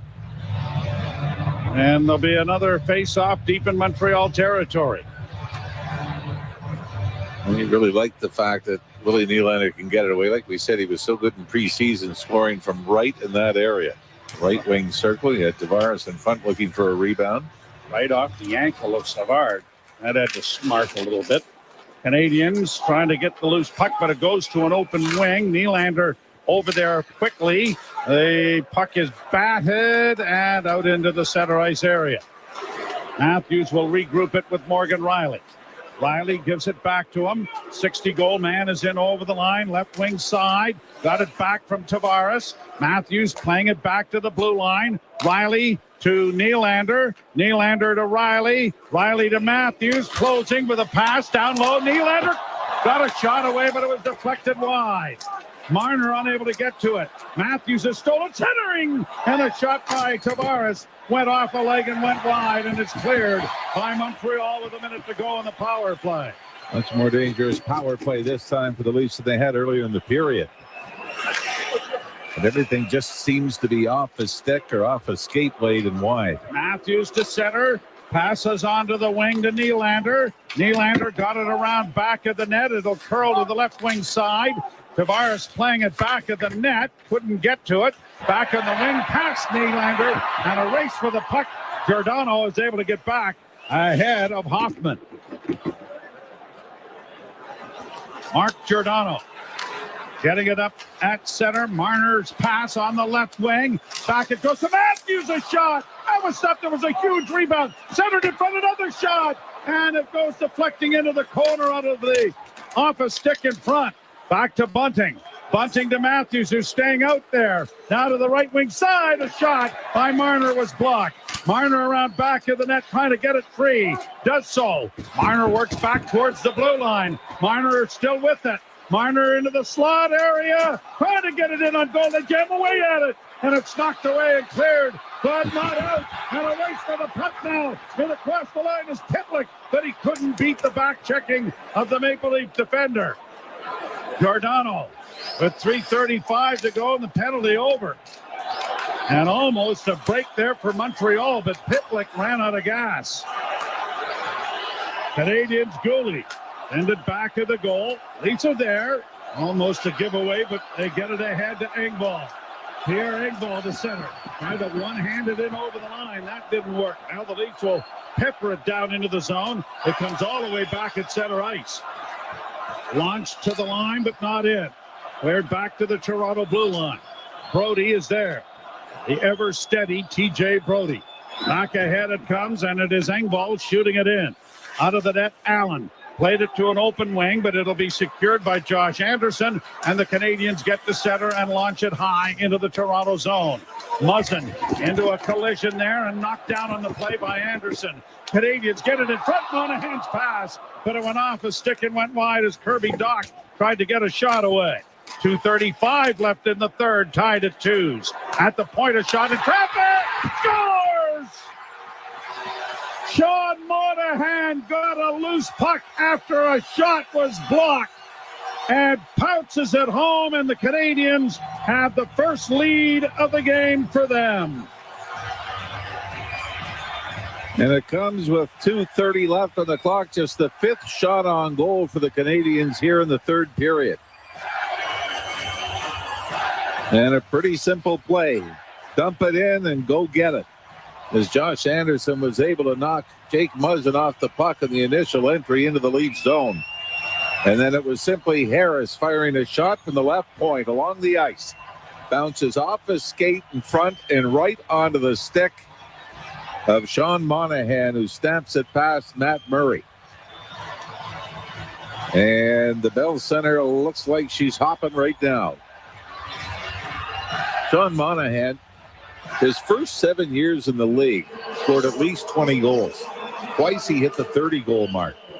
But that total dropped to 8 goals last season with the Flames, and he was dealt to Montreal, but has his first as a Hab. And we'll see if it's an important goal as it looks right now. 2:14 to play in the third. Shot down into the Montreal zone. It was a real fortuitous bounce. I think it might have gone off Anderson's skate in front of the net. He was tangled up there with Muzzin. And now the Leafs counterattack. Bringing it forward is Tavares. Tavares in on goal from Nylander, who scores! Holy Mackinac, Willie Nylander has tied the game for the Maple Leafs just a few moments after the Canadiens had taken a 3-2 lead.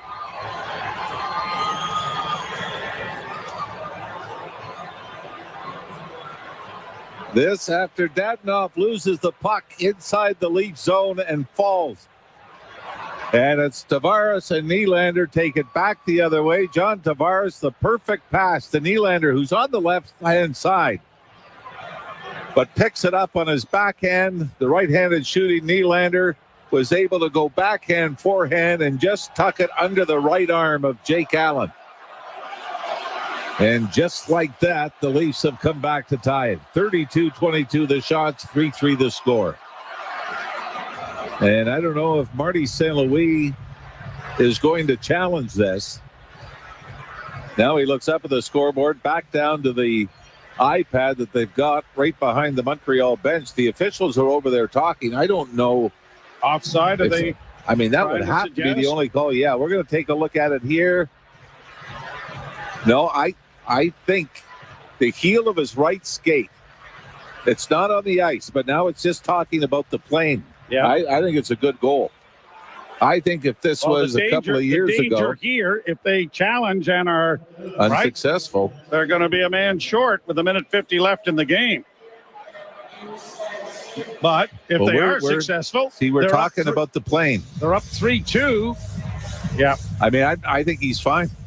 I do too, but we'll wait and see. I mean, his left skate is on an angle where the toe is pointed toward the ice and the heel's in the air. And if the Canadiens are challenging, it is a gutsy move to look at this a little longer, I guess. I don't know if St. Louis wants to take the chance, challenge it. Well, remember when the rules close, and the new rule is not contact; it's the plane of the blue line. Yeah, and I don't think. Looking at the face of Marty St. Louis behind the Montreal bench, now they're going to play on. So the game is tied at 3. And give Nylander credit. I mean, that he knows the rules. That's exactly what he was doing, extending his leg back to stay on side. Muzzin with a hit into the corner, but the puck comes back to the blue line. Knocked down and put Caulfield. Got a loose puck and it went off a stick and up into the screen. Out of play. 1:32 left in the third period. And this game is tied at 3. For some reason, I believe the first time it happened where a team challenged was Nashville at home. They challenged, lost the challenge, and then gave up a goal in the power play to lose it. I'm going to have to go home and look that up. But I believe Nashville was the first team to get burned on that challenge. Draw one by Toronto, swung around and deflected to center ice. Canadians shoot it right back in again. Murray will leave it at the side of the goal. Morgan Riley around back of the net. The pass comes through center, deflects in off Yarncroc.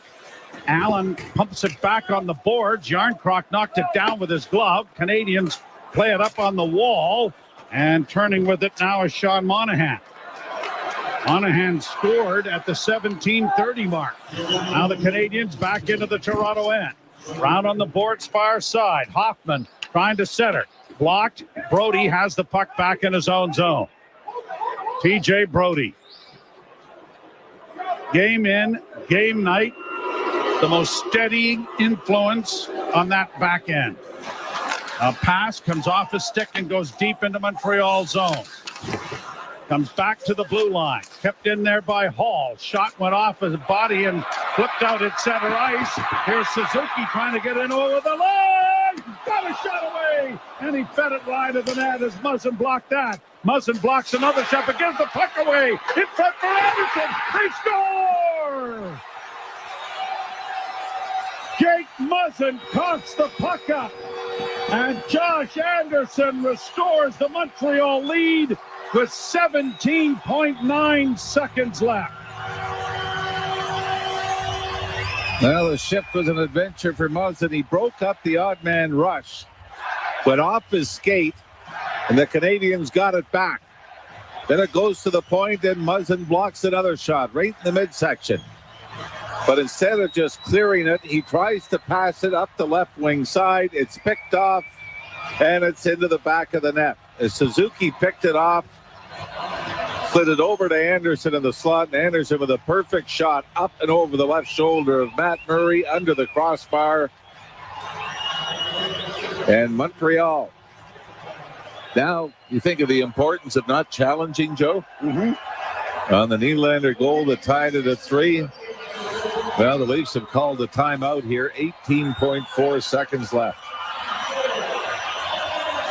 And the Canadians look as though they're going to continue. their mastery over the Leafs at the Bell Center. 1941, the time of the goal from Josh Anderson.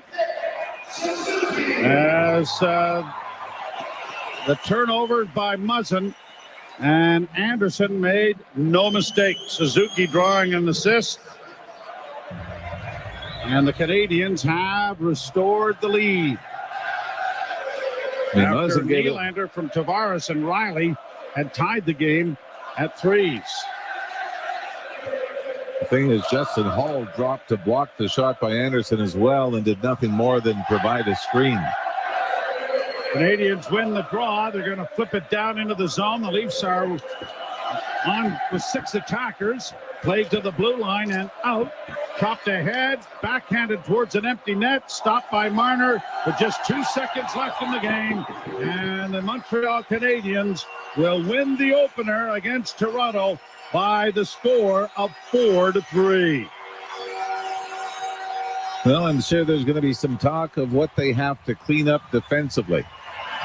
Morgan Riley got trapped in the second period that led to a Montreal goal, the first goal by the Canadiens. The big line with Matthews and Marner were caught out for a couple of goals overall.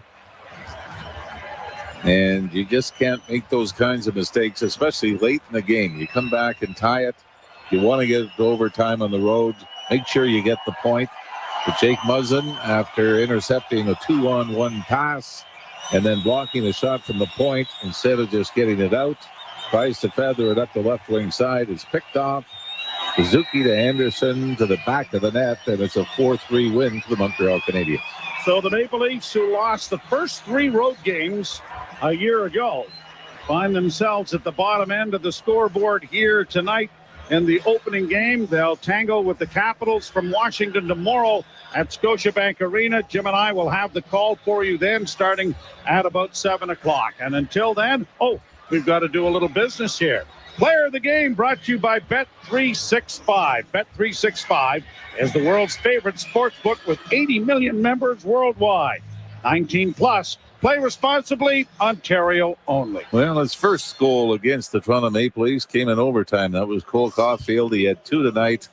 And even though we were hoping that it was going to be Willie Nylander for his big goal that got the Leafs tied late in the third period, the young Montreal forward will get the nod tonight. All right, we'll ship it off to Gord Stellick along with Brent Gunning for the post-game show.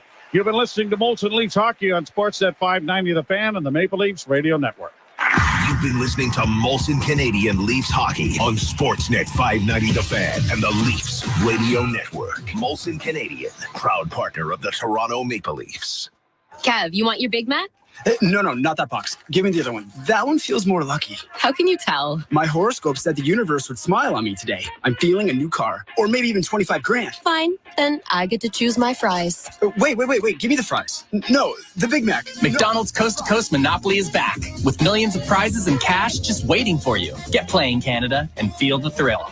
While supplies last, chances of winning change as prizes are claimed. See rules at participating McDonald's restaurants in Canada or at McDpromotion.ca. The upcoming cold weather is unavoidable, but freezing indoors because of a furnace breakdown is definitely avoidable when you call Reliance Home Comfort. Right now, you can save big on a brand new furnace during the Reliance Early Bird Sale. For a limited time, save $1,500 on a featured furnace. That's right, get $1,500 off and stay warm all winter long. So if you're looking to avoid a furnace breakdown this winter and get a great deal, call on Reliance. Conditions apply. Savings off a regular price. See website for details. We all believe in the possibilities of tomorrow. And at Easy Financial, we're here to help you every step of the way. If the banks aren't an option, we can help get you approved for a loan in as little as 10 minutes. And with our personal, home equity, and auto loans, you can choose the loan that's right for you. So you can start rebuilding your credit for a better tomorrow. Apply today without affecting your credit score at easyfinancial.com or at over 400 locations and find out how much you can qualify for. Easy Financial. Better tomorrows. She just went out for a quick ride. Is she going to be okay? It's a brain injury. What are we going to do? When a devastating injury leaves your world a blur, Thomson Rogers is there to help you focus with practical legal advice and support. I'm so glad you're here. From the hospital room to the courtroom, The lawyers at Thompson Rogers are by your side at every step. That's real life counsel. Go to trlaw.com to find out more. Some terrific things start with a T. Like Thornhill Toyota. Totally on trend, yet entirely timeless. And they want your trade-in. Come use the value of your current vehicle toward the one you really want. It's time to Toyota. Get a stretch lease of up to 64 months on all 2022 and 2023 models. Plus, up to 1% loyalty rate deductions are available. Don't forget, we pay top dollar for your trade, too. Visit thornhilltoyota.com for details. Come for the history, stay for the future. Thornhill Toyota, Dufferin North of Steeles, a division of Wayne's Auto Group. Hey, Ethan, pop quiz. Name 3 things that are Greek. Got this. Olympics, Zeus god of thunder, and Greek poutine. Greek poutine is not a thing. Yes, it is. And it's available at Jimmy the Greek for a limited time. Not sure that counts. They top off your poutine with gyros or chicken souvlaki. Oh, you win. Hey, Nancy, pop quiz. What's for lunch? Jimmy the Greek? Greek poutine is back at Jimmy the Greek for a limited time. Enjoy our savory poutine topped off with your choice of gyros or chicken souvlaki. So when you're craving something great, you know what to say. Gimme Jimmy. Let our trained professionals help you come down from the high of the game here on the Leafs Nation postgame on Sportsnet 590 The Fan and the Leafs Radio Network. Backhanded towards an empty net, stopped by Marner with just 2 seconds left in the game.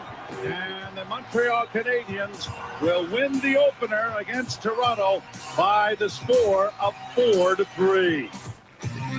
Oh, baby. Testing me early on this year. Leaf Station postgame, Brent Gunning, Gord Stellick here alongside you. Always happy to be here on Sportsnet 590 The Fan and the Maple Leafs Radio Network. Your comments always welcome as well. Feel free to text in 590-590. I can't imagine there's too many people all that thrilled after the way the game ended. Gord, obviously some great moments in that game. I thought we had our first great Leafs moment of the season. Nylander tying it up late. It's all for naught a second or two later because, of course, Josh Anderson has to put the nail in the coffin tonight. What'd you take out of the Leafs first 60 minutes of the season? Well, if you're a Toronto sports fan, you are part of the group that's the most abused sports fans in North America as far as, just cutting losses. You go back to Saturday again, the Jays game. This isn't up there, okay? No. But there's been enough. We've got some other ones we can go to with the Leafs and that. So game number 1, and the key thing is finding ways to win, and they didn't. They found a way to lose. I mean, you don't try to lose, but I just mean that's this year. Find ways to win, create good habits. Hopefully that'll carry through to the playoffs. And at the end with the Nylander goal, I thought they'd done that and was going to force overtime. So there's no bitter pill to swallow. It's a 182nd, but it's a disappointing start.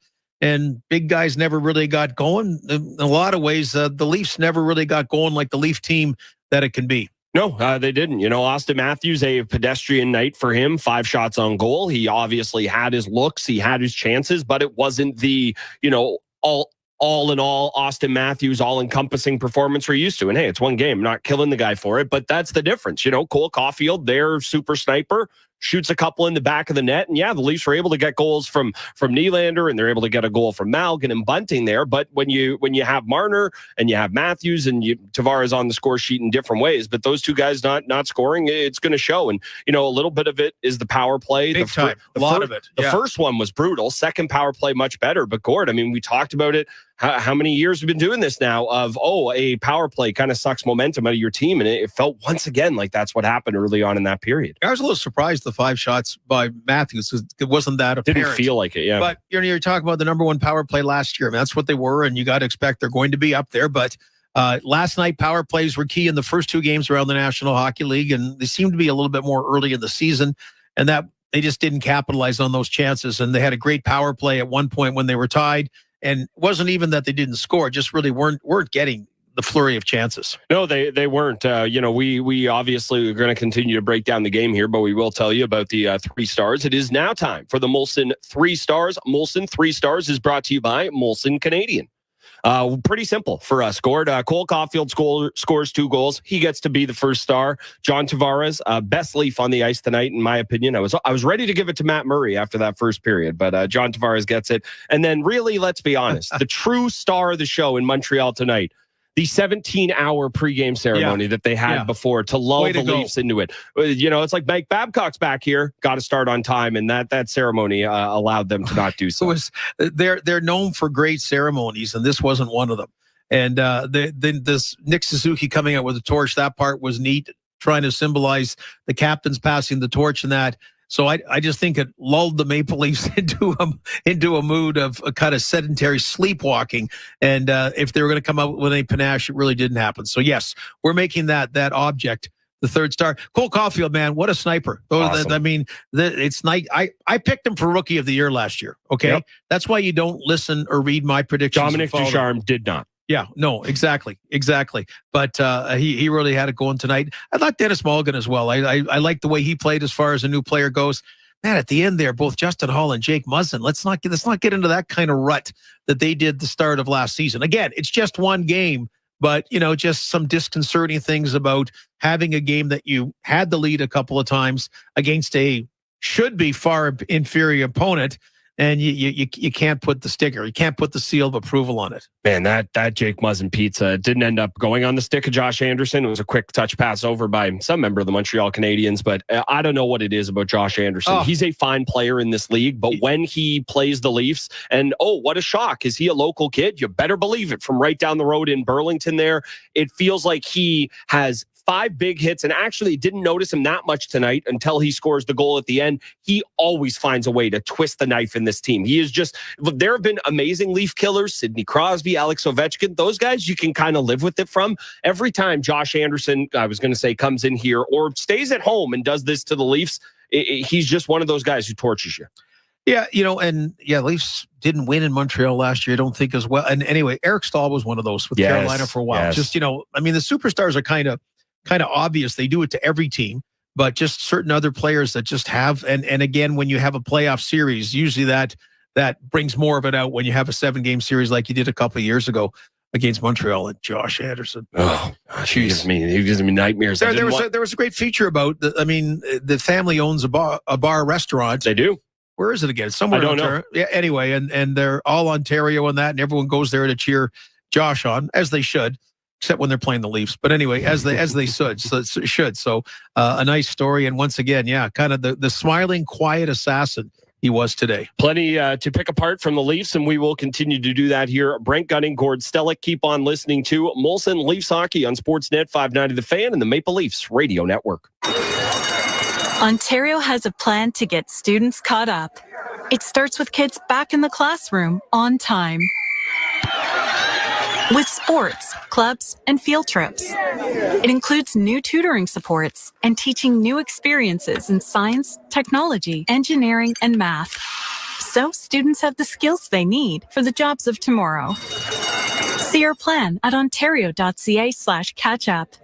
Paid for by the Government of Ontario. Mondays and Tuesdays on City TV. All your favorite bachelor and bachelorettes are hitting the beach. You're so hot. You're hot. You're hot. You're hot. For a new episode of Bachelor in Paradise. I love you. Oh my God. Where it can pop off This bitch is out her mind. I'm so sorry. I want to leave at any point. Bye.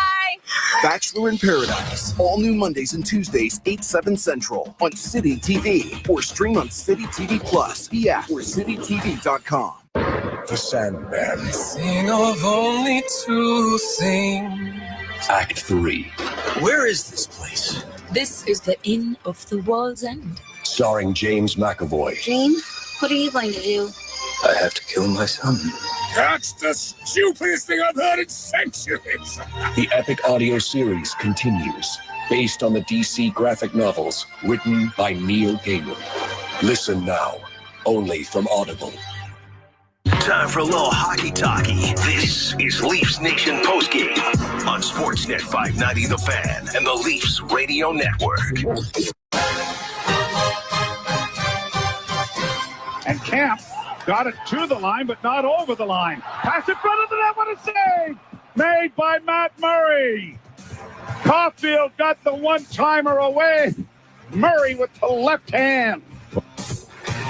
That was one of the 19 saves Matt Murray made in the Leafs opening loss. 4-3 is the final on the road in Montreal. Matt Murray perfect on the power play, was able to keep everything out there, and early on looked really good. Now, I'm not going to kill him for some of these goals. If you look at where all the goals came from, they were off the stick of Cole Caulfield, or they were right in the slot. Now, that is not me saying you couldn't have had one or two of them, but, I mean, he's going to be such a big focus. He was going to be one way or another coming out of this game. You know, we can't do a save percentage based on one game, but it was 826 for all you out there wondering. What'd you make of the night from Murray, Gord?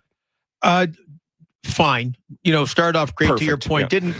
Didn't cost them the game. I mean, there's a little bit of unfairness nowadays that goaltenders are expected to stop everything they're supposed to stop and then have one or two exceptional saves, you know, up and beyond that. So I would say he did that. Neither goaltender stole the game. I mean, like we're talking about, it was a glaring giveaway that led to that last game-winning goal. Meanwhile, on the other side, that Tavares pass to Nylander, I really liked the way Nylander put it in to tie it, and we thought we were going to go to overtime. So, I mean, you know, overtime at that particular point, he took it on the wrong side, and it was tough to kind of jam in. Took it on his backhand, kind of a skilled play there. But yeah, just that flurry at the end of the game, just that overall sloppiness, and that's where if you're a better team, you generally take charge. It's the other team that's kind of going, holy moly, whatever, we got to hang on here for dear life. And that wasn't the way it was in the last 4 or 5 minutes. Now, I know this is a little silly to say, but I also think you'll agree with me, because I know the Montreal Canadiens made a run to the Stanley Cup final, but for the last, I don't know, what do you want to put a pin on it, 5 years, the Leafs have been the better team of these two. Now, they lost a playoff series. I understand that. You all out there do not need to point that out to me. I am very aware. I have it burned into my brain.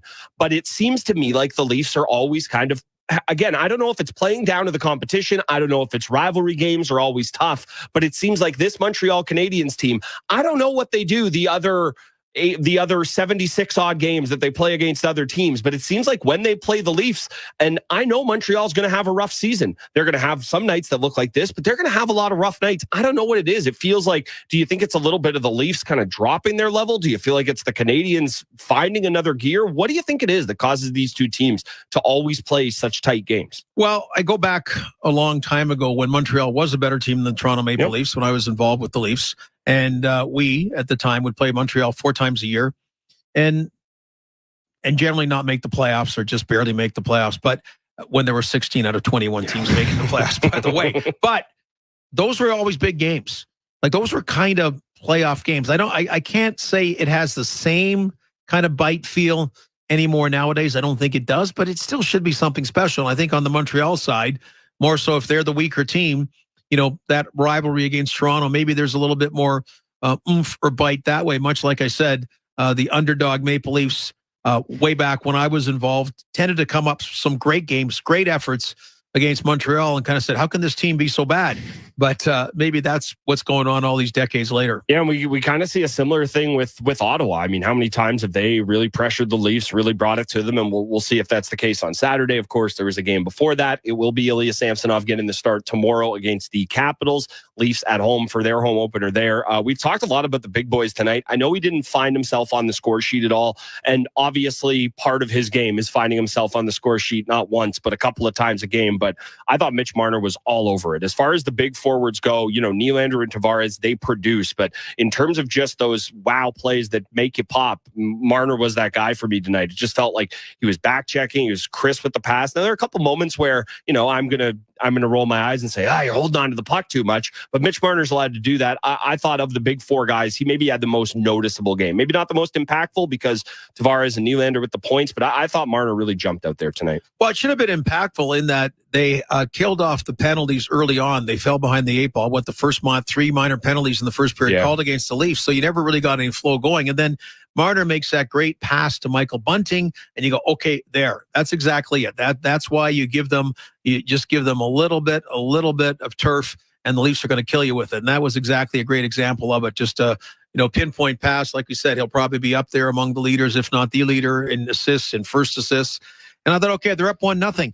And here we go. And then they couldn't, as we say, close the deal after 60 minutes. But I agree with you. Mitch showed well enough. Again, the power play, nobody really did show well. And you had, the last one especially, and that big unit stayed on for about $1.50, if not all of it, and just couldn't get really any shots or chances at Jake Allen. But yeah, there's always positives that you take out of it. I mean, these are really skilled players the Toronto Maple Leafs have. Not a lot of teams have these type of skilled players. We're really fortunate. I really enjoy watching that because I do remember a number of years ago when it was, basically at zero. Just the ilk of Matt Sundin, and then after that, I mean, well, I'm not gonna debate the merits of Phil Kessel and others, but let's just leave it that right now. Let me put it this way: we had a lot of Matt Fratton conversations, and on this team, where would he fit in right now? And it's just amazing how much things have changed. Obviously, there's a lot to get through from tonight's game. I thought the fourth line was pretty noticeable, although that tended to slide a little bit as the game went on because they were getting less time out there. Calle Jarnkrok making his debut. Well, we'll pick that apart, and again, we will talk about those deep pairs because a very, very costly turnover for Jake Muzzin. That kind of put the nail in the Leafs' coffin tonight. 4-3 is the final for the Canadiens. Leafs falling in the season opener. They'll be back at it tomorrow for their home opener. That's against the Capitals. Saturday, they get the Sens. Brent Gunning and Gord Stellick here. We will continue to break it down on Leafs Nation postgame on Sportsnet 590 The Fan and the Maple Leafs Radio Network. Say konnichiwa to Japan with Air Canada. Get ready for the adventure of a lifetime with our non-stop year-round flights to Tokyo from Toronto. Now's your chance to savor umami moments in local izakayas. Wander through neon-soaked streets. Sing your heart out in a karaoke bar. And get your zen on in ancient temples. Are you ready to make sumo-sized memories? The land of the rising sun awaits your arrival. Book now at aircanada.com or contact your travel agent.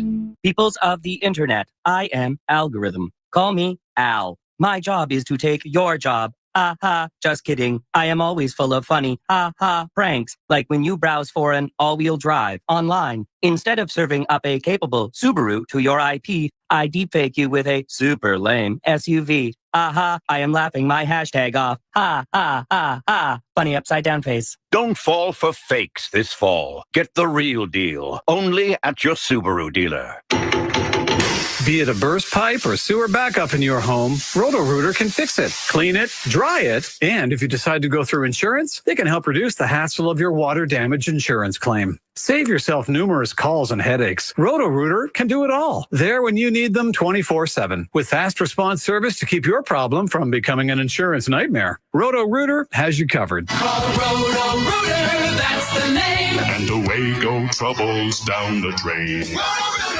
You've been squeezing all the kiwi fruit since we came in the store. I pre-squeezed my kiwis. Just like you should have pre-screened our new house with a property survey plan before we put an offer on it. I thought I was saving us some money. Well, I thought I was getting a pool, but no. Without the survey plan, we didn't know the boundaries, so now I get a lawsuit. Relaxing. Squeeze more info out of your property before you buy your new home with an existing survey plan of your property from protectyourboundaries.ca. Protectyourboundaries.ca. Blue and white at night. We own the night. This is Leafs Nation postgame on Sportsnet 590 The Fan and the Leafs Radio Network.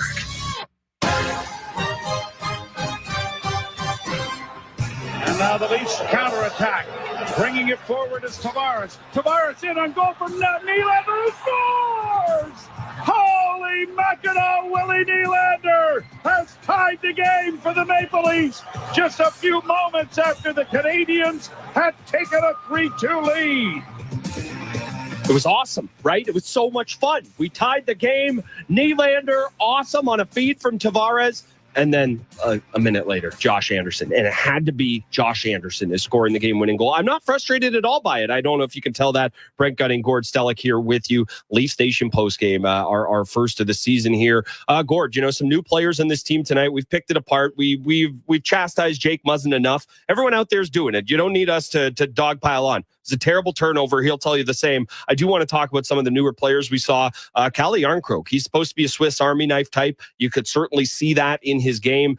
Just another player who you'd see him below the dots a lot. You'd see him involved in board battles a lot. And, I'm not going to sit here and say, oh, what a home run of a deal based on that. But if he's going to give you something along that and chipping some offense along the way, I thought he showed pretty well tonight. Yeah, the one guy, they were able to make a commitment to, a long-term commitment, 4 years. I agree. And he's not the guy that's going to be the flashy guy that gets noticed. He can play really on every line. I like the fact he kept motoring and drew that first penalty that Montreal took. By the way, which one did you break more? The one window when Nylander scored, and then the one after when Montreal scored? So there's a consistency here. I look to the remodeling the studio. So anyway, I agree with you about Yarncroke. You know, one other little thing we forgot to mention is first penalty shot since Mitch Marner, game 1 of 2019 playoffs against the Boston Bruins. Our buddy Steve Fellon came up with that because when Alex Kerfoot got the penalty shot and wasn't able to put it in, I'd rather had Nylander or somebody else taking it. But anyway, so be it. That was a missed opportunity. And you mentioned Yarncroke on the Toronto side. How about kind of the half-forgotten Sean Monahan? Yeah. Now, this is a guy this is a guy, when you're rebuilding, you take that contract and you got a draft pick as well. And this is why the Calgary Flames could fit everybody, Nazem Kadri in particular, in the salary cap. But, you know, he's a guy that's been scored a lot of goals historically, cooled off a little bit. So he came up with what looked like a very big goal. Not the biggest one as things turned out, but still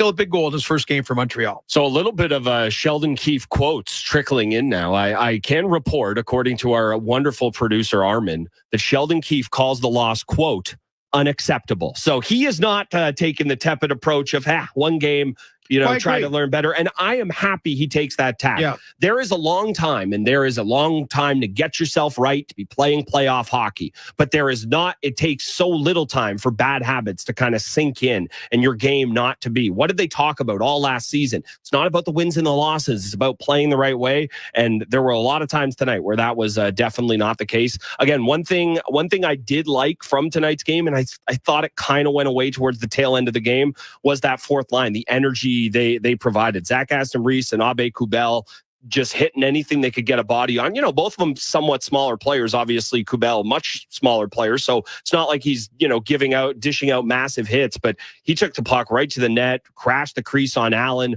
I like that impact that a fourth line can have, especially on a team that they have guys who can be physical, but it's not their identity. Having a line that just goes out there and runs around, it was kind of fun to see. I got to be honest. Yeah, it's just, Blackwell was like that last year as well, and they couldn't afford to keep him. He went on to the Chicago Blackhawks. But, it gets back to Sheldon Keefe saying unacceptable. It really is. We're talking about a lot of positives, but it's like getting good comments from the teacher, but you still pulled off a 51 as your mark. It's a lot like my report card, let me tell you. Well, Brent's a bright young man. Comments? Yeah. Brent's a bright young man. Yeah, well, why does his grades look like that? That's a great question. I don't know. Pleasant boy. Not very bright, but a pleasant boy. No, true story. Yeah. My science teacher, big shouts to Mr. Larrett Smith out there, was convinced I was going to become a bookie because I loved March Madness so much. Oh. So, I mean, hey, we got a lot of gambling reads in the show today, so we're not all that far off. So there we go. Well, you're a guy of ambition, and that just. But the remark last year, it was the Ranger game. I think what was it that Sheldon had to walk back? Soft. It was soft. The S word. That's right. Called them soft word, which. I think if they are, you should be able to call them it. Well, and he was talking about them playing soft. Not that you are a soft player, but anyway, they got him to walk that back. They weren't soft tonight. That wasn't the right word, but he's right about unacceptable because although the Tampa Bay Lightning series was far different than the previous 2 years, you've had too many unacceptable games in the playoffs. And again, it goes back to those two series especially, but unacceptable games.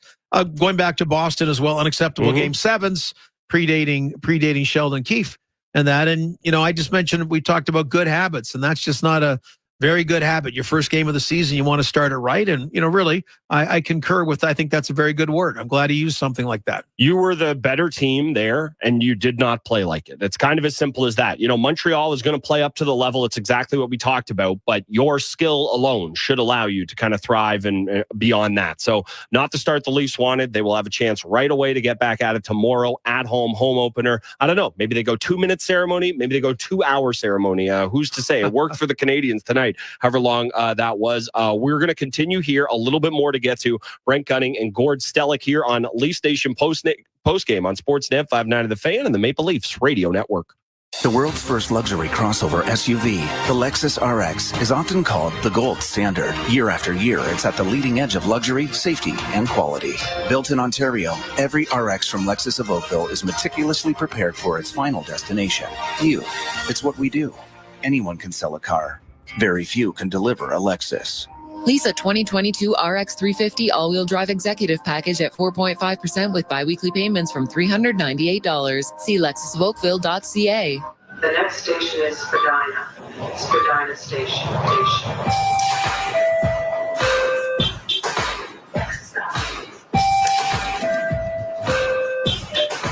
Next station is Market Station. Bathurst Station. Bathurst Station. Christie. Next station is...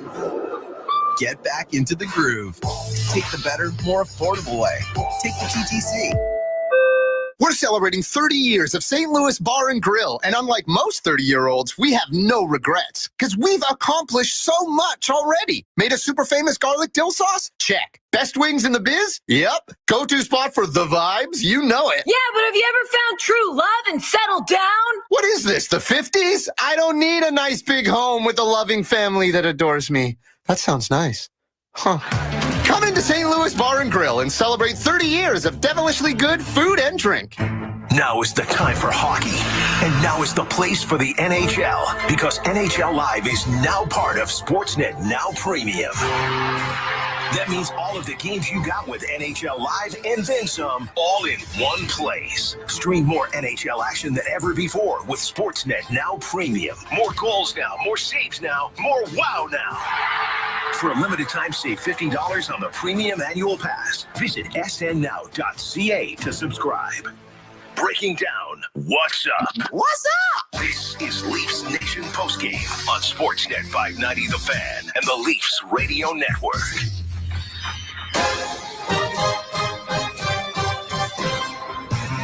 Muzzin blocks another shot, but gives the puck away. Hit front for Anderson. They score! Jake Muzzin cocks the puck up. And Josh Anderson restores the Montreal lead with 17.9 seconds left. Thanks for that, Technical Director Brett Armstrong. Really twisting the knife one more time. Really doing that for us there. Also, our guy, Armin Zargarian. Awesome work from him. He's going to be with us all season long. Good job by him tonight. Gord, you're doing okay. I don't want to give you too much praise. I think you could find another level to your game. I don't want to give you too much praise there.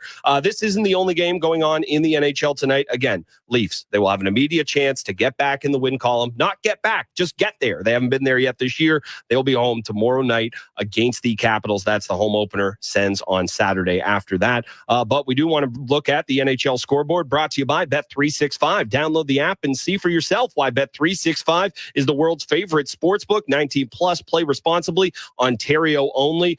Busy night tonight in the NHL. That includes one game on the go right now in Edmonton. And I just was told by our wonderful technical director there, Brett Armstrong, couple of quick goals for the Canucks. Jack Campbell not off to the start he would want. So, hey, we wish Soupy well. No ill will here, but man, oh man, if it's going to go bad for the Leafs, I should probably highlight how it went for him tonight, especially with people maybe pointing the finger at Matt Murray. Well, you got to be super ready for a Bruce Boudreau coach team, okay? Good, very That's what good. happens. That's what happens. So they get off to the quick jump. Meanwhile, the Boston Bruins win, was it 5-2? Yes, over 5-2 the Washington Capitals. And you got the two teams, veteran teams. You wonder, will one or both of them not make the playoffs? Boy, the golden oldies, right? Oh. Krejci 3 points, Pasternak 4 points. They're back. The Boston Bruins right now for one game are back. And a goal for Patrice Bergeron, because why wouldn't anything else be more torturous for the Leafs after Josh Anderson scores the late goal to lift the Canadiens tonight? Other games on the go right now. Avalanche, they're home, lifting the banner so far 0-0 against the Blackhawks. Kind of cool moment there. Jack Johnson, of course, part of those teams now with Chicago. They brought him on the ice there. So I don't know if the schedule makers did that on purpose. That'd be an awfully nice favor for Jack Johnson, but I thought that was awesome to see him get to be there for that banner raising. Well, he must have a lot of clout if that's the case. But you're right. That is nice. And meanwhile, Carolina was down 1-0 to Columbus, come back for a 4-1 win. Patrick Laine scored the only Columbus goal, but injured. Man, I hope it's not a separated shoulder or something like that. Had that bad feel going in the board. So injured, left. And by the way, there are people listening. My buddy Chris just saying about why it's unacceptable. That last goal, we know about the pizza Jake Muzzin served, but he goes, take a look. I don't know if it's Engvall, Tavares, Nylander, but there's a back checker that could have had the defenseman. So that's why it is unacceptable. It is a team game, even though there was a glaring faux pas it is a team game. Yeah, and hey, I'll highlight another moment. You know, I believe it was Matthews who actually slipped up on the second Caulfield goal. And look, that's Cole Caulfield ripping it right underneath the bar from 10 feet away from you. I don't know any goalie that's going to save that, but you know, little back pressure might have allowed him a little less time to do that. So, hey, plenty of things to pick at. Sheldon Keefe calls it unacceptable. Boy, oh boy, are we off and running. Leafs Nation, Brent Gunning and Gord Stellick. We will be here with you after every game right here on Sportsnet 590 The Fan. Loved hearing Joe and Jim back on the air tonight. Love working with our guys, Brett and Armin behind the glass. And Gord, always fun being back with you. Well, yeah, absolutely. And Armin's the new guy here. Brett's sort of the veteran, came back. We reacquired him. He's our Mulligan, actually. Yeah. And then, of course, yourself, Brent, who named his son Gordon, which I like. But also, don't forget, we got Jeff Merrick going to start doing the regular 2-hour show. Yes. And Kipper and Bourne. So a lot of great daily hockey coverage as well. So you and I will be parts of those shows from time to time. Either when they're lucky or desperate. I don't know, whichever you consider it. But Leafs will get back at it tomorrow. When you have a unacceptable effort, it's nice to get back at it the next day. That's right. Back at it tomorrow against the Caps for the home opener. Then the Sens on Saturday. Our next game, Thursday at home against the Stars. Brent Gunning and Gord Stellick. Wish it was a win, but always happy to be here on Leafs Nation postgame on Sportsnet 590 The Fan and the Maple Leafs Radio Network. Everything you talk about is on Sportsnet 590, The Fan. Well, look at him and say, what are you doing? As much as their teammates, the guys on the Golden State Warriors, Draymond Green and Jordan Poole, like the NBA is it's a fraternity. It's a small club. Like guys move around, they change teams, they fraternize, they're familiar with each other. No, not everybody's a best friend, but it's a small group.